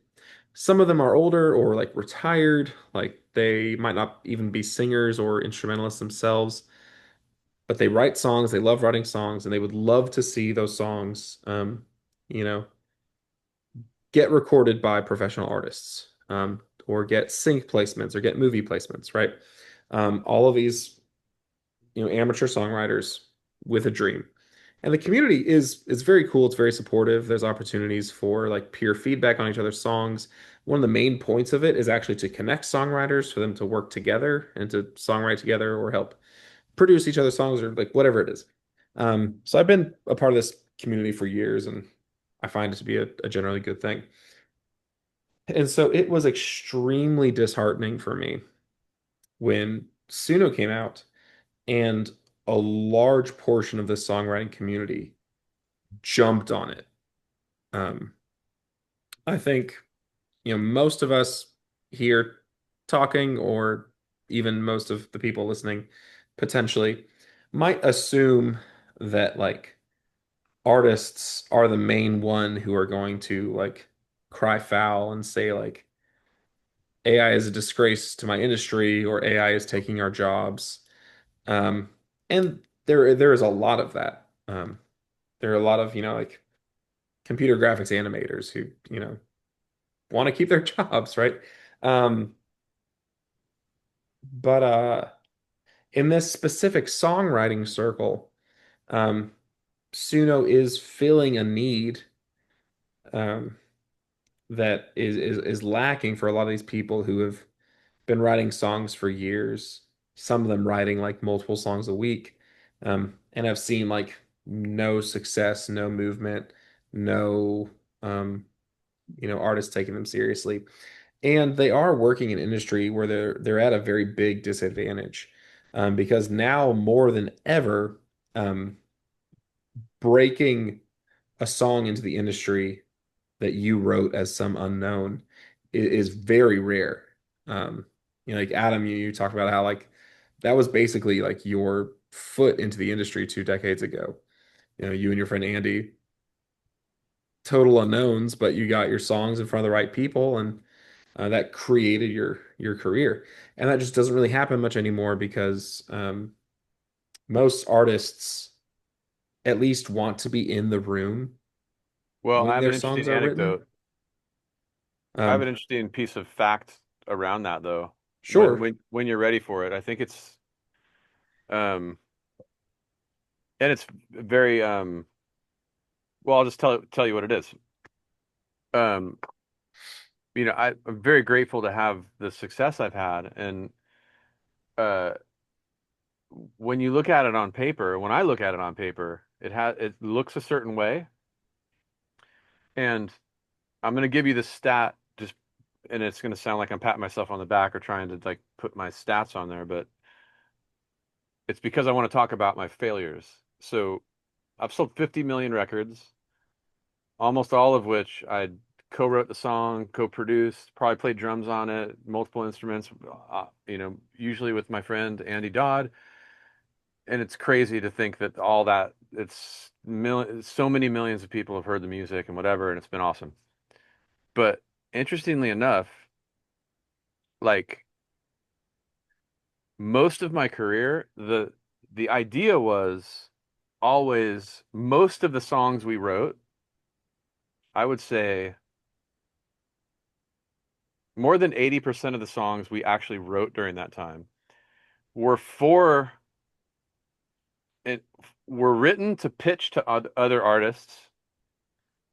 And we were given like a Kelly Clarkson's looking or whatever, like, and you're like, okay, cool. And then like you do a co-write or whatever, like me and Andy would write songs, or a third or fourth person would come in the room. And, I would say 90% of the time, so we're talking 80% of the songs I wrote, more than 90% of the time, probably 98% of the time, those songs went nowhere and still are just on hard drives. Sure. Wow. And And then the songs that were successful were when we were like close to the project and it was like, hey, and often those things were shootouts. So like by High School Musical 2, it was like, here's the scene. Um, Troy and Gabriella are breaking up or whatever. And then it would be like, okay, Adam and Andy, you write one. And then there would be like three or four other teams writing for that same spot and it would be a shootout. But we Mm. were so close to the inner circle that we had a chance. We were only competing with three or four other songs. Now, when we were writing for whatever random artist looking for songs, they had their inner circle, and the idea that, and then there was probably like a couple hundred teams pitching songs to them. And the idea that your song would get in just on the strength of its own merit was very unlikely relative to those who were close to the circle, and there was like a Yep. relationship element. So even back then, when the industry seemed more pure or whatever, it was still had a lot to do with the relationships, and like it was more likely going to be somebody who Kelly Clarkson wrote with or Hmm. somebody she knew. And then it was only those couple songs on the record that really were 100% merit based that made its way on. Usually there was some relational element and you had to be in the inner circle.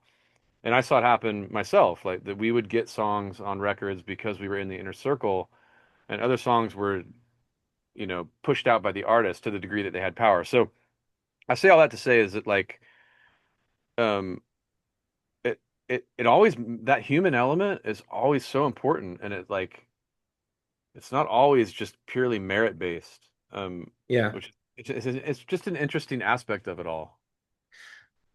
That functions as both like maybe a minor pushback to the point I was making, but also Yeah, in agreement with where I'm going. it's kind of, yeah, Um, it's off to the side a little bit, but that and so it's against like all these songwriters who aren't artists themselves, they like don't have the look or the voice or the interest. They're just trying to write songs and hope that they get out there. Kind of like they have like the hard drive full of songs that like basically no one's ever heard. And in their mind, the biggest issue is presentation. That like I have cheap demos or, no demos at all, or the demos that I do have are me, you know, using my iPhone to record me and my whatever singing voice at my, cheap home piano. Um, and so Suno comes along, right? And I think a lot of people might assume that like Suno just writes the entire song for you from scratch. Um, Suno does that and a whole lot of other things. It's very diversified in what it can do. And one of those things is that you can feed it your demo and it will create a full production, um, using your demo as the basis. So maintaining your lyrics and melodies and chord progressions, and then putting all the other, quote unquote instruments and production flourishes and Mhm. blah blah blah, and making it the style that you want it to be. And then you can even do things. It's like I want to pitch this to Kelly Clarkson, so I'm gonna have Suno create it with a Kelly Clarkson's voice. The Which worst idea ever. Yeah. terrible idea, terrible. Yeah. Just a way to freak out the person or like gross them out. Um, but still, it's like that. That's kind of the idea that's sold and pitched these people. And like I said, like for me, I found it very dire and very sad, um, that all of these songwriters that I'm, acquainted with, some of whom I, even consider friends, um, are now like putting all their lyrics into Suno to, turn their lyrics into a song or to turn their demo into a big production. Um, I've seen like legitimately like good producers do it and be like, dude, it's like I know this was fast and easy, but your productions are better than what Suno's making. Why aren't you producing this? And there might be some sense from their perspective of like, I don't want to put that much time and energy into a song, or I don't have like the time and money to like produce a I song th if I don't I think it's going anywhere. If I don't think an artist is going to produce it, or I don't have a guarantee that a movie is going to sync it or license it or whatever. Um, I what were you think going to say, this Chris? conversation, like what you guys are talking about, definitely fits a lot with, especially in the professional realm. Hmm. But I think one thing that we haven't really talked about was uh, Joe Schmo living at home on his own, living out in the middle of nowhere, where there's no community to start a band. You don't have like that close interpersonal relationship, but then also you don't have much money, like because like hiring out a lot of the time to get producers to or like musicians to track certain things sometimes can be a lot of money. And so somebody that's maybe doing they they have this need and urge to create because I think everybody does like to have that like we are creative beings, but we're also I believe that we all have like that we are meant to create stuff and express ourselves in certain ways. And so I feel like there is a demographic of people, and maybe it is what I see in my community online of the people that are creating a lot of AI music is sometimes they just don't have that community around them. Plus, most of the time, like maybe they are less well off that they can't, like, there is no logistical proper way that they can at least see, hey, I can get a band going or do this or that. Like online technology has made that a lot easier. There are a lot of bands that have met online and create music online, even not as a paid thing, like they just work together and collaborate. Um, but I think there is still that small demographic where they feel trapped in this is my only option to like do it affordably, Yeah, to get this thing out of my head that I've imagined. And obviously, AI won't make it exactly what you're thinking, but sometimes it, in a lot of ways, there's a lot of cases because, like, even when I first started playing around with it, I'd be like, oh, like I have this lyric in my head. And what it pumped out sometimes was like, whoa, like that's way better than I ever thought I could make it. Obviously, that doesn't make it right that to do it. Um, But I think there's a distinction. Do you mhm. mind if I pipe in? yeah, Yeah, yeah, of course. Um, two things. I think using Suno to create something where there was nothing, or to create music from text. So Hmm. literally dissociating music from music itself. Right. I think that I'm 99% sure that I would be fine if that wasn't allowed, and that I would say that's qualitatively probably a negative. Hmm. Um, I agree with that. That's be, like in the never Mhm. category for me. yeah, where there was no bass and no ideas for bass, Mhm. there is a prompt, and then now there's bass. I think that's wrong. Um, that's my current opinion because we have MIDI. So Hmm. if you have an idea for a bass track, you can program it just like Beethoven Mhm. wrote notes on a page. You can get your ideas out now using technology, and I think it's before that negative Yeah. slippery slope where you can live in Nowheresville, nowhere, and for really inexpensive, you can have bass, but you do have to come up with the bass. Right. Like, and if you can't, then maybe Don't coming do up it. with bass is not for you. Yeah. And I Yeah. think that's okay. Yeah. And then Suno can be it'll be a trash can because I think the analogy that I really enjoy using because it's kind of crass, I think it's a little funny, is if having the perfect I'll do the male and the female version. So the perfect superhero body with the abs and the biceps and the whole thing, or having the lips and the butt and the boobs like if that was literally as easy as Suno, we would walk out the front door and everybody would look the same.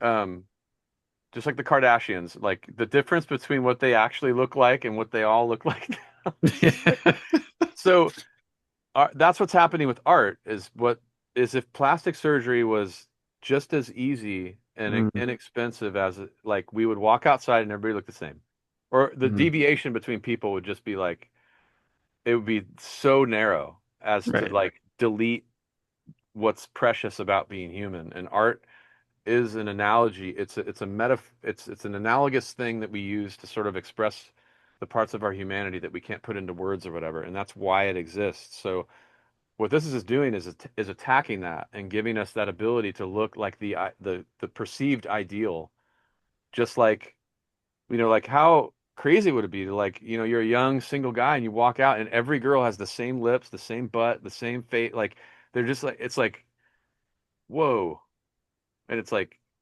that's what we're up against right now. So Right. that's why I think it's much worse of a thing than I think we think. Like Mhm. Suno, the text Yeah. to music part. And it's not because I'm being a pessimist. It's just I think But it's like a syndrome in The Incredibles. He's like, when everybody's super, no one yes, is. Yeah. that's Yeah. perfect. Yeah. Yeah.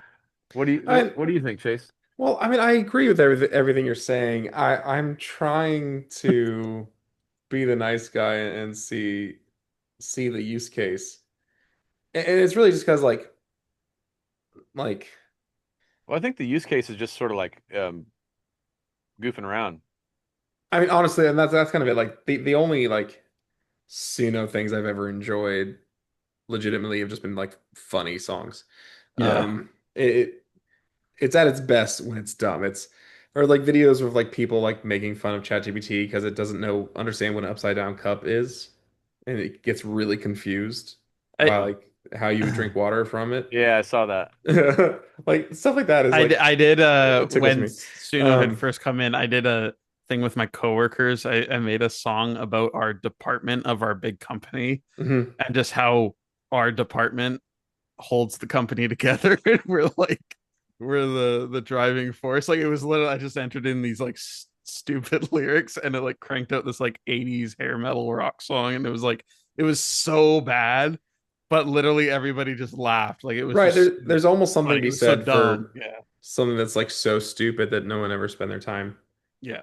writing You know it. what I'm will this is going to sound overwrought, I think. But because I do believe that art is soul nutrition, and that's why God gave it to us. God, you said it earlier, Christopher, like basically that we were created in God's image, and because of that, when we create in our image for the same like we create because we were created, Mhm. and that's powerful. Now there are obviously things that art can't do, right? Like um, as far as I know, it can't cure cancer, and it can't. What we still need all these other things. It's But not AI that. might be.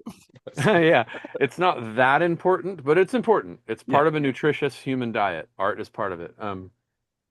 And I think when we falsify it, it's somewhere over in the neighborhood of of um of unhealthy that pornography's in, where you could justify limited use, but I think it would be better to just say like I think it's better to just try to keep Mhm. it completely out of the picture.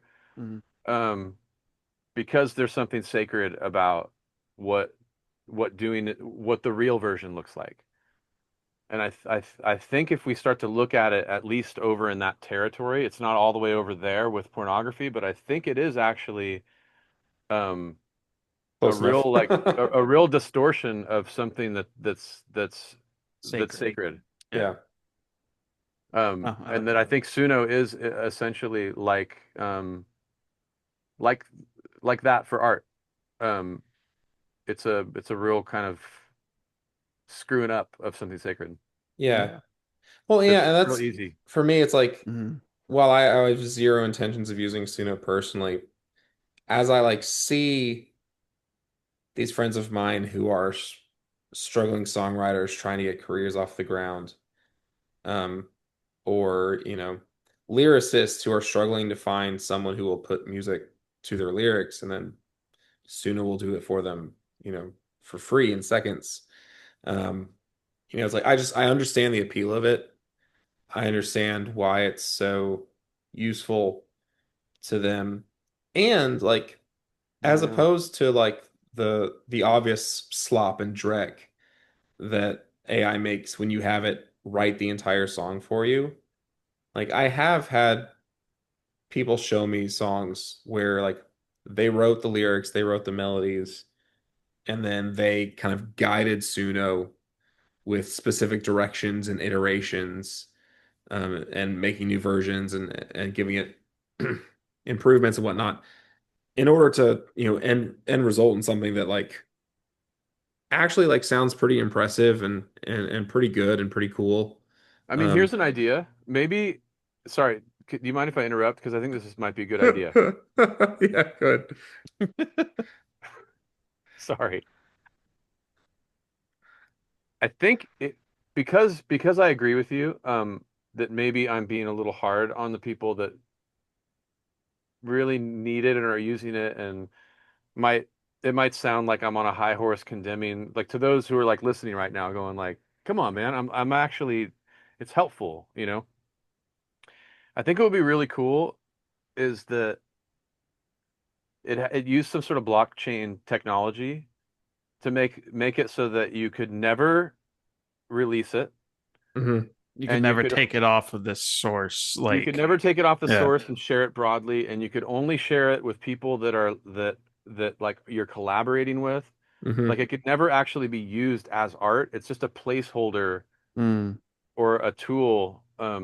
If there's some way to limit it in that way, where it Yeah, only was even able to be used in that way, but you couldn't actually bring it to the public. yeah, That almost seems like it would be the right. and you could I just never don't know. have a full production. Like you could only get elements of it. Like It's it you was like have to watermarked. have real drums, yeah, or you have to have real guitar, and then you can only do like one or two other instruments or something. Like, oh yeah, it reminds me of what they used to do with plugins when they'd let you have it and then every 5 seconds it would go psh. Hmm. right. Yep. Yeah. Remember that Yeah. before Universal Audio figured out they could just give you a 12 days of it and then it would just not work, but it That used to that like just happens to make a me sound. sometimes when I like don't have my like licenses plugged in. It's like, wait, I bought this. Yeah, Why is I it remember. why is it Yeah. watermarking me? Um, But something like that might actually be cool. Yeah. And like one of my friends in this songwriting group like had, a song she wrote that like Suno turned into a pretty cool production. And then she's talking to me about potentially like remaking the song from scratch using what Suno did as a guide, but like not using any of its um Are you intimidated? Because I would be. stems. No. Um I feel confident that I can beat Suno. Or at least like make something like that feels warmer and more real. Like Suno I, still has I like kind of want to see an you do that as audibly a like challenge. digitized Like um we create a Suno song in a similar style as to what you make, and then you have to make something and that's better, and we kind of can it judge it. too. It's like I wouldn't compete. it's like I wouldn't compete in most genres, but if it's like guitar rock, it's like yeah, I can do this. Um but there's also like her desire to like kind of chaseify it and humanize it, not just, you know, make it human by way of I recorded the guitars exactly as Suno presented them, but to actually put my own human artistic stamp on it. Yeah. Um, Well, that's cool that she's doing so that. yeah, yeah. But again, like as much as I'm trying to give this use case the benefit of the doubt, I still ultimately agree with you, Adam, that like instead of, having it add drum and bass to your, guitar demo, go find a drummer, go find a bassist, or learn how to program it yourself. But like the preferable thing would be the connection, right? Like if we go back to your like, four elements you presented earlier, um, meaning, quality, expression, connection. Um, like the meaning and the expression are mostly intact if you wrote the core song by yourself and are letting Suno do the production. The quality, I said mostly, the quality is pretty good at this point, and it's going to keep getting better for all intents and purposes.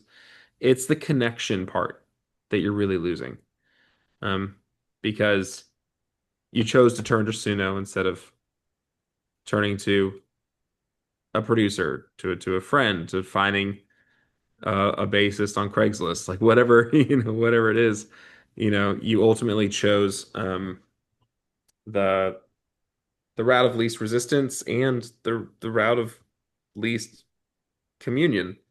And I think that points to one of the most pervasive and wicked dangers of all of these um, AI tools, as we call them. We call them tools, but I don't think they are as They're neutral weapons. as we Yeah. might think. Because like Sam Altman is not a beneficiary with everyone's best interests in mind. He is ultimately a businessman. Um, all of these like AI models are made by companies wanting to make as much money as possible. And so like they don't have your best interests in mind. Um, and what the ultimate effect that most of these products have on our lives um, is increased isolation in a society um, where isolation is already one of our biggest problems, where so many of us feel isolated from our family, from our friends, from our neighbors.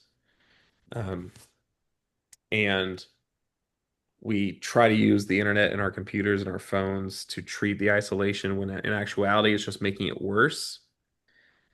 What these AI music generators and video generators and chatbots are inviting us into are these isolation chambers where we can go and like, oh, I can just talk to ChatGPT. Chat's my friend. Chat's my boyfriend. Chat's my fiance. Chat's my therapist. There are so many people who use ChatGPT as their therapist right now. It's alarming. Yeah. Um, I know somebody. and it's right, and it's removing us all from And my wife's a connection. therapist. Yeah. Um, And for the songwriters who are using Suno instead of, like finding an up and coming artist and saying, "Hey, will you sing my demo for me?" What it's also doing, to your point, Adam, is removing them from the chance of being in someone's inner circle. Um, because it's not the best song that wins the day. It's the best relationship that wins the day. And if all of your songs are written by yourself with the machine and you haven't actually made relationships with writers and producers and guitarists and Yeah, whoever there's a else, I think I just had like sort of an epiphany moment because obviously you're welcome. I'm at the point that obviously I don't like AI for most cases, and I've moved away from wanting to use it from all these different things. Like I've tried it over the last couple of years, and then now I'm kind of like sick of it. But what you were talking about, how like about calling it a tool, it's just the most basic dumb thing I just thought about. But it's like a screwdriver is a tool. We use the screwdriver to help build something, but the screwdriver itself can't build something. Like, Right, the hammer doesn't yeah, hammer the and so nails for you. Suno as a tool to make music, and especially when it's just fully generated, it can't like a tool can't do the thing that you're using the tool to do. Yeah, Hmm. Suno isn't a tool, it's the Yeah, house. yeah. Hmm. And so I feel like I've said that in the past, honestly, like when I was kind of pro AI or using it or kind of interested in it before I kind of started to learn about other stuff. But I feel like I still see that wordage and that argument used almost daily Hmm. online. I see people say, "Oh, it's just a tool." I'm like, it That's that can't. A tool helps create. It can't create.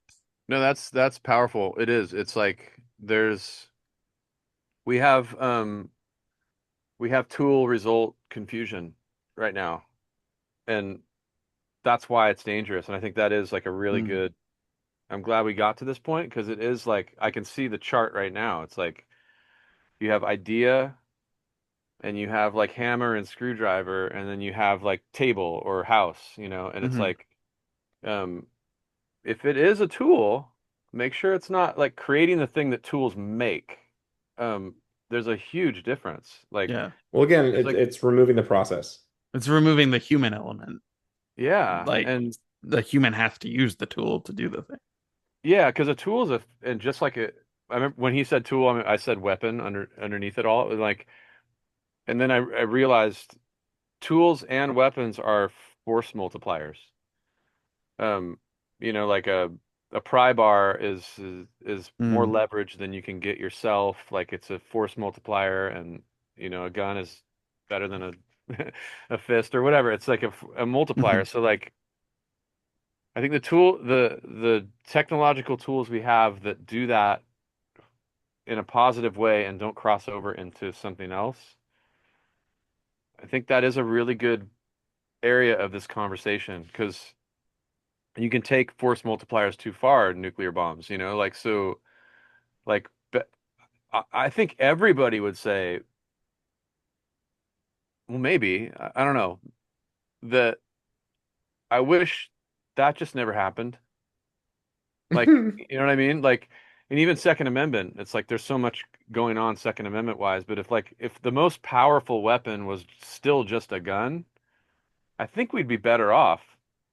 Um, but I don't know because it's like, well, there are some evils that require more than a gun to take care of. But like, if if both sides just have a certain level of weapon or tool, I think we're better off that it doesn't go to like the fact that it's possible that the bombs could cross in the sky and then there's no people, like that Mm. shows that we've taken innovation a little too far. And if now art can make itself and people are just like watching from the sidelines, it's like I think we've taken innovation too far if art can just make itself and people aren't even doing it anymore. So Yeah. Yeah. I, If Tin Can were still with us, he would have written down tool results confusion in his list of phrases that he liked. I'll write that Um, down over here. He'll listen back to this. yeah, He'll add it to the list. Artistic inbreeding tool result yeah, confusion. yeah. Uh, And it's just, just to, I guess, make my closing statement. Um, yeah. and then you can each have a closing statement too. Um, I don't want to live in a world where, you know, none of me and my friends listen to the same songs because all we do is listen to songs that we generate. And so all the songs I listen to are songs that no one else on the planet has heard. Um, let alone the fact that they weren't actually written by humans or made by humans, which is another very important factor. Um, you know, like I want to go see movies in sold out theaters, not see um, sit in my home and watch an AI generated movie But sitting that at home watching a movie sometimes is pretty great because you could shush, pause it and go to the shush, bathroom. shush. Um, no, you're gonna be a real movie lover and you're gonna hold your pee until the credits. Um, um, Especially the extended Lord of the Rings. yeah, theatrical versions are better. The right, it's like I want the theater experience with other human beings and the human made art, not the regurgitation of decades and decades of human made art, because these AI models are actually just plagiarism machines. Um, but it's like even if somehow we got to a point where they were all ethically trained, and it wasn't plagiarism, and the results were quality, even if we get there, which I'm not sure how we could do both of those things. Um, it still is an invitation to enjoy your own thing in your lonesome instead of connecting with other people out in the real world. Um, and that I think is the answer. Adam, you mentioned us being embodied.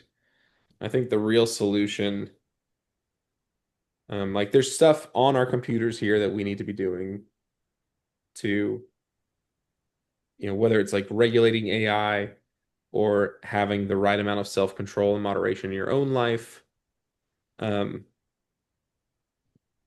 but the biggest answer is to go touch grass with your friends and your neighbors and your kids, Like, Yeah, and I think now with every like significant innovation, there's some kind of like there's something that kind of dies as something new is born, and this one's really hard to figure out, like um if you think about I think about a couple things like that famous statement by Henry Ford. If if I asked people what they wanted, they would have said a faster horse. mhm. And there was some people that probably were like, "Oh, this car, it's like, what about the beauty of the horse and the carriage, or whatever." And then like you think about like the whole like insane system we had around like the newspaper, like the incredible like factories, like the what was all involved in like making a newspaper, and like the idea that you had just a finite amount of real estate to like write your story about the news, and like that there's so much art in just the newspaper. Mm. But it was like just a limitation, just same with the phonograph and then the CD and then all of a sudden streaming, and something dies every time that's sort of like an art that a lot of people miss, and it's usually people that are like past middle age that go like, don't make them like they used to, or like it was so much better to just get the paper, and like read the paper and the coffee, and there was like all these rituals that go with that stuff.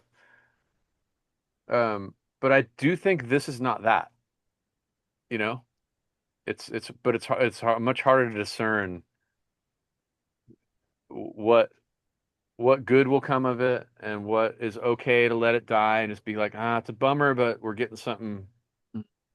What we're getting is a little better in the result. Like I think it's super hard to tell now. But I think it's conversations like this, and I feel really small, like I'm sitting here thinking I'm having big ideas and stuff, but I like the lack of control is like actually frustrating. Um, Yeah. it's like, and it's because these people are so rich and powerful, and so it's like, is there a movement? Like, is there a way to use this technology to create a movement through recognizing where the unhealthiness is, where that line is, Hmm. and like, I hopefully think, there is. I'm trying. yeah, I think it'll take some time because I don't know if you guys have heard of it, but like obviously I've loved Bandcamp for many years, and then they've, I guess, over the years just slowly degraded into this whatever. Now they're trying to like come back and say no AI music, and everybody's like, oh, huge W. But I don't know if you've heard of Subvert. No. It's a new Hmm. platform. They're like literally making it to be like a replacement for Bandcamp, but also like a replacement for streaming to like treat artists ethically. And it's like it's co-owned, like it's a co-op almost between all the artists that join it. And they're at least they're saying like they're trying to make it like it's artist owned. So you are like a board member almost, and like you have a say in how the future of the platform goes, but they're also um like the artist payout, like the royalty, it's like I don't know what the exact number is, but it's like upwards of 98% or 90%. Like a small portion of it goes towards the company, but like the artists are getting way more of a portion than any other streaming service. And that's like the whole idea. Like there was this movement, and I've seen like the numbers and how much it's grown like ever since I just saw it. I think I was member number 8,000 something, and now it's like up to, I don't know, 30, 40,000. Um, they haven't actually like fully launched it yet, but it is interesting to see this collaboration that, like you're saying, maybe at some point here in the near future, as more and more people kind of come to the realization of how bad AI in general is for people, that like will find that way there'll be a group of people that kind of find that way to combat it and just make it better off for most artists in general. Yeah, that sounds But I like you're describing, an early Whole Foods or Sprouts, like a yeah, little. they're creating that refuge, like you're saying. Yeah, that's but I think that's the thing. It takes time, and we're still so early on in this like AI war that it's probably going to take another decade of trying to wrestle with this. And Yeah, and some of the attempts may fail. Well, no, some of the attempts will fail. yeah, For sure. And You know, I think huh. the thing that really I think is tough to contend with is that as it becomes cheaper and cheaper and cheaper and cheaper to make art, um, with that becomes less and less and less and less justification to pay people to make it, Hmm. and therefore it becomes more and more impossible to be a career artist because so, but also the more bad stuff that shows up, like just yeah, yeah, that comes with like it too. subpar. Yeah. And but I don't think any fewer artists are being born that's like a significant portion of the population that's what they're born to do. Hmm. Um, so for them to be now obsolete or to have to do something else, I think is going Mm, to break culture in a way. So, my current attempt is that like if we call art important and we like educate and guide artists, that monetizing that will actually subsidize the creation of this refuge style of art that is not that draws the line well on AI, and that might be a paradigm that actually works Mm. because um, artists want to be better. You know, they want to do stuff of high quality. They want to express themselves, and that often takes a certain level of mentorship or something. So I think there's something there. I think that might actually Mhm. work because I don't think that art is going to subsidize itself like it used to. I think it's going to be harder and harder to justify paying people to do things that a computer could do, Right. unless you find some other way to make it worthwhile. Because it can't, otherwise it'll be a charity. Like, For sure. um, but yeah, I don't really know. Like, I hate that I keep kind of ending up in this semi-pessimistic spot, but I'm kind of, I'm like 51% optimistic now. And I think even just a couple months ago, I was mostly pessimistic about it, but I think the human spirit and the fact that the whole math of it doesn't really scale psychologically and spiritually, that Yeah. there's hope. Yeah, I just hope Yeah. people will stay attentive to it. Because again, it's like earlier talking about like the descaling and the cognitive offloading and like we so easily get into um new rituals and creating bad habits and like getting used to the taste of ultra processed foods, you Yeah. know. Um we need to not live passive lives um and not allow these things to just happen to us um as if we don't have a say in it. Yeah. Amen. Amen. Yeah. Because I mean,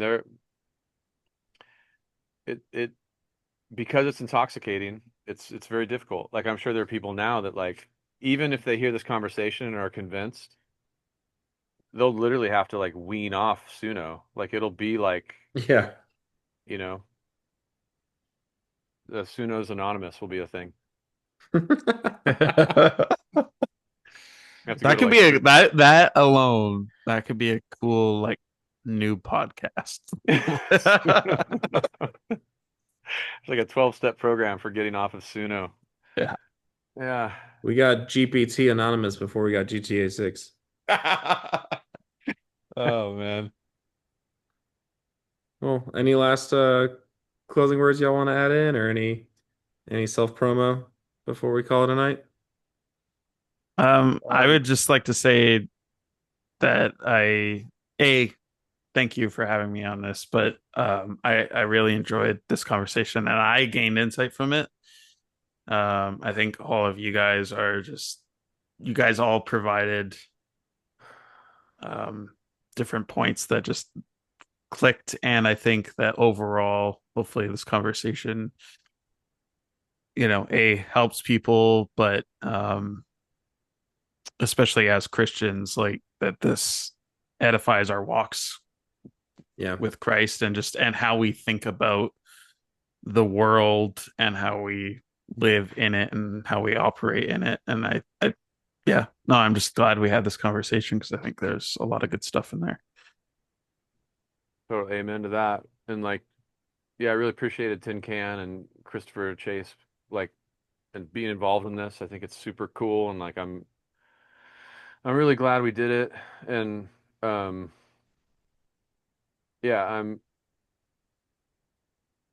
I'm grateful to be like a part of this conversation, and it's an important one.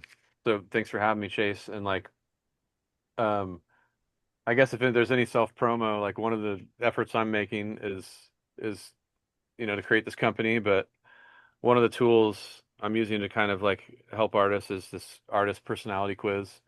So, for those of you who see this and are interested in those kind of things, like the Enneagram and whatever, you go to myartisttype.com and take that quiz. And there's an early version up right now. We're kind of in beta, but we're going to eventually launch the full version and it'll be there too. But you can actually take it now. There's 10 artist types and it's a whole thing.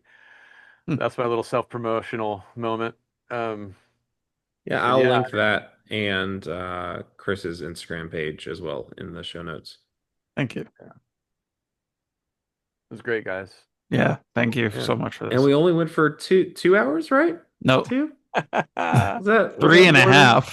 was that Three more and than a two half. hours? Three and a Are you half. going to edit Perfect. this at all? Perfect. Just like I planned. It's a feature length podcast.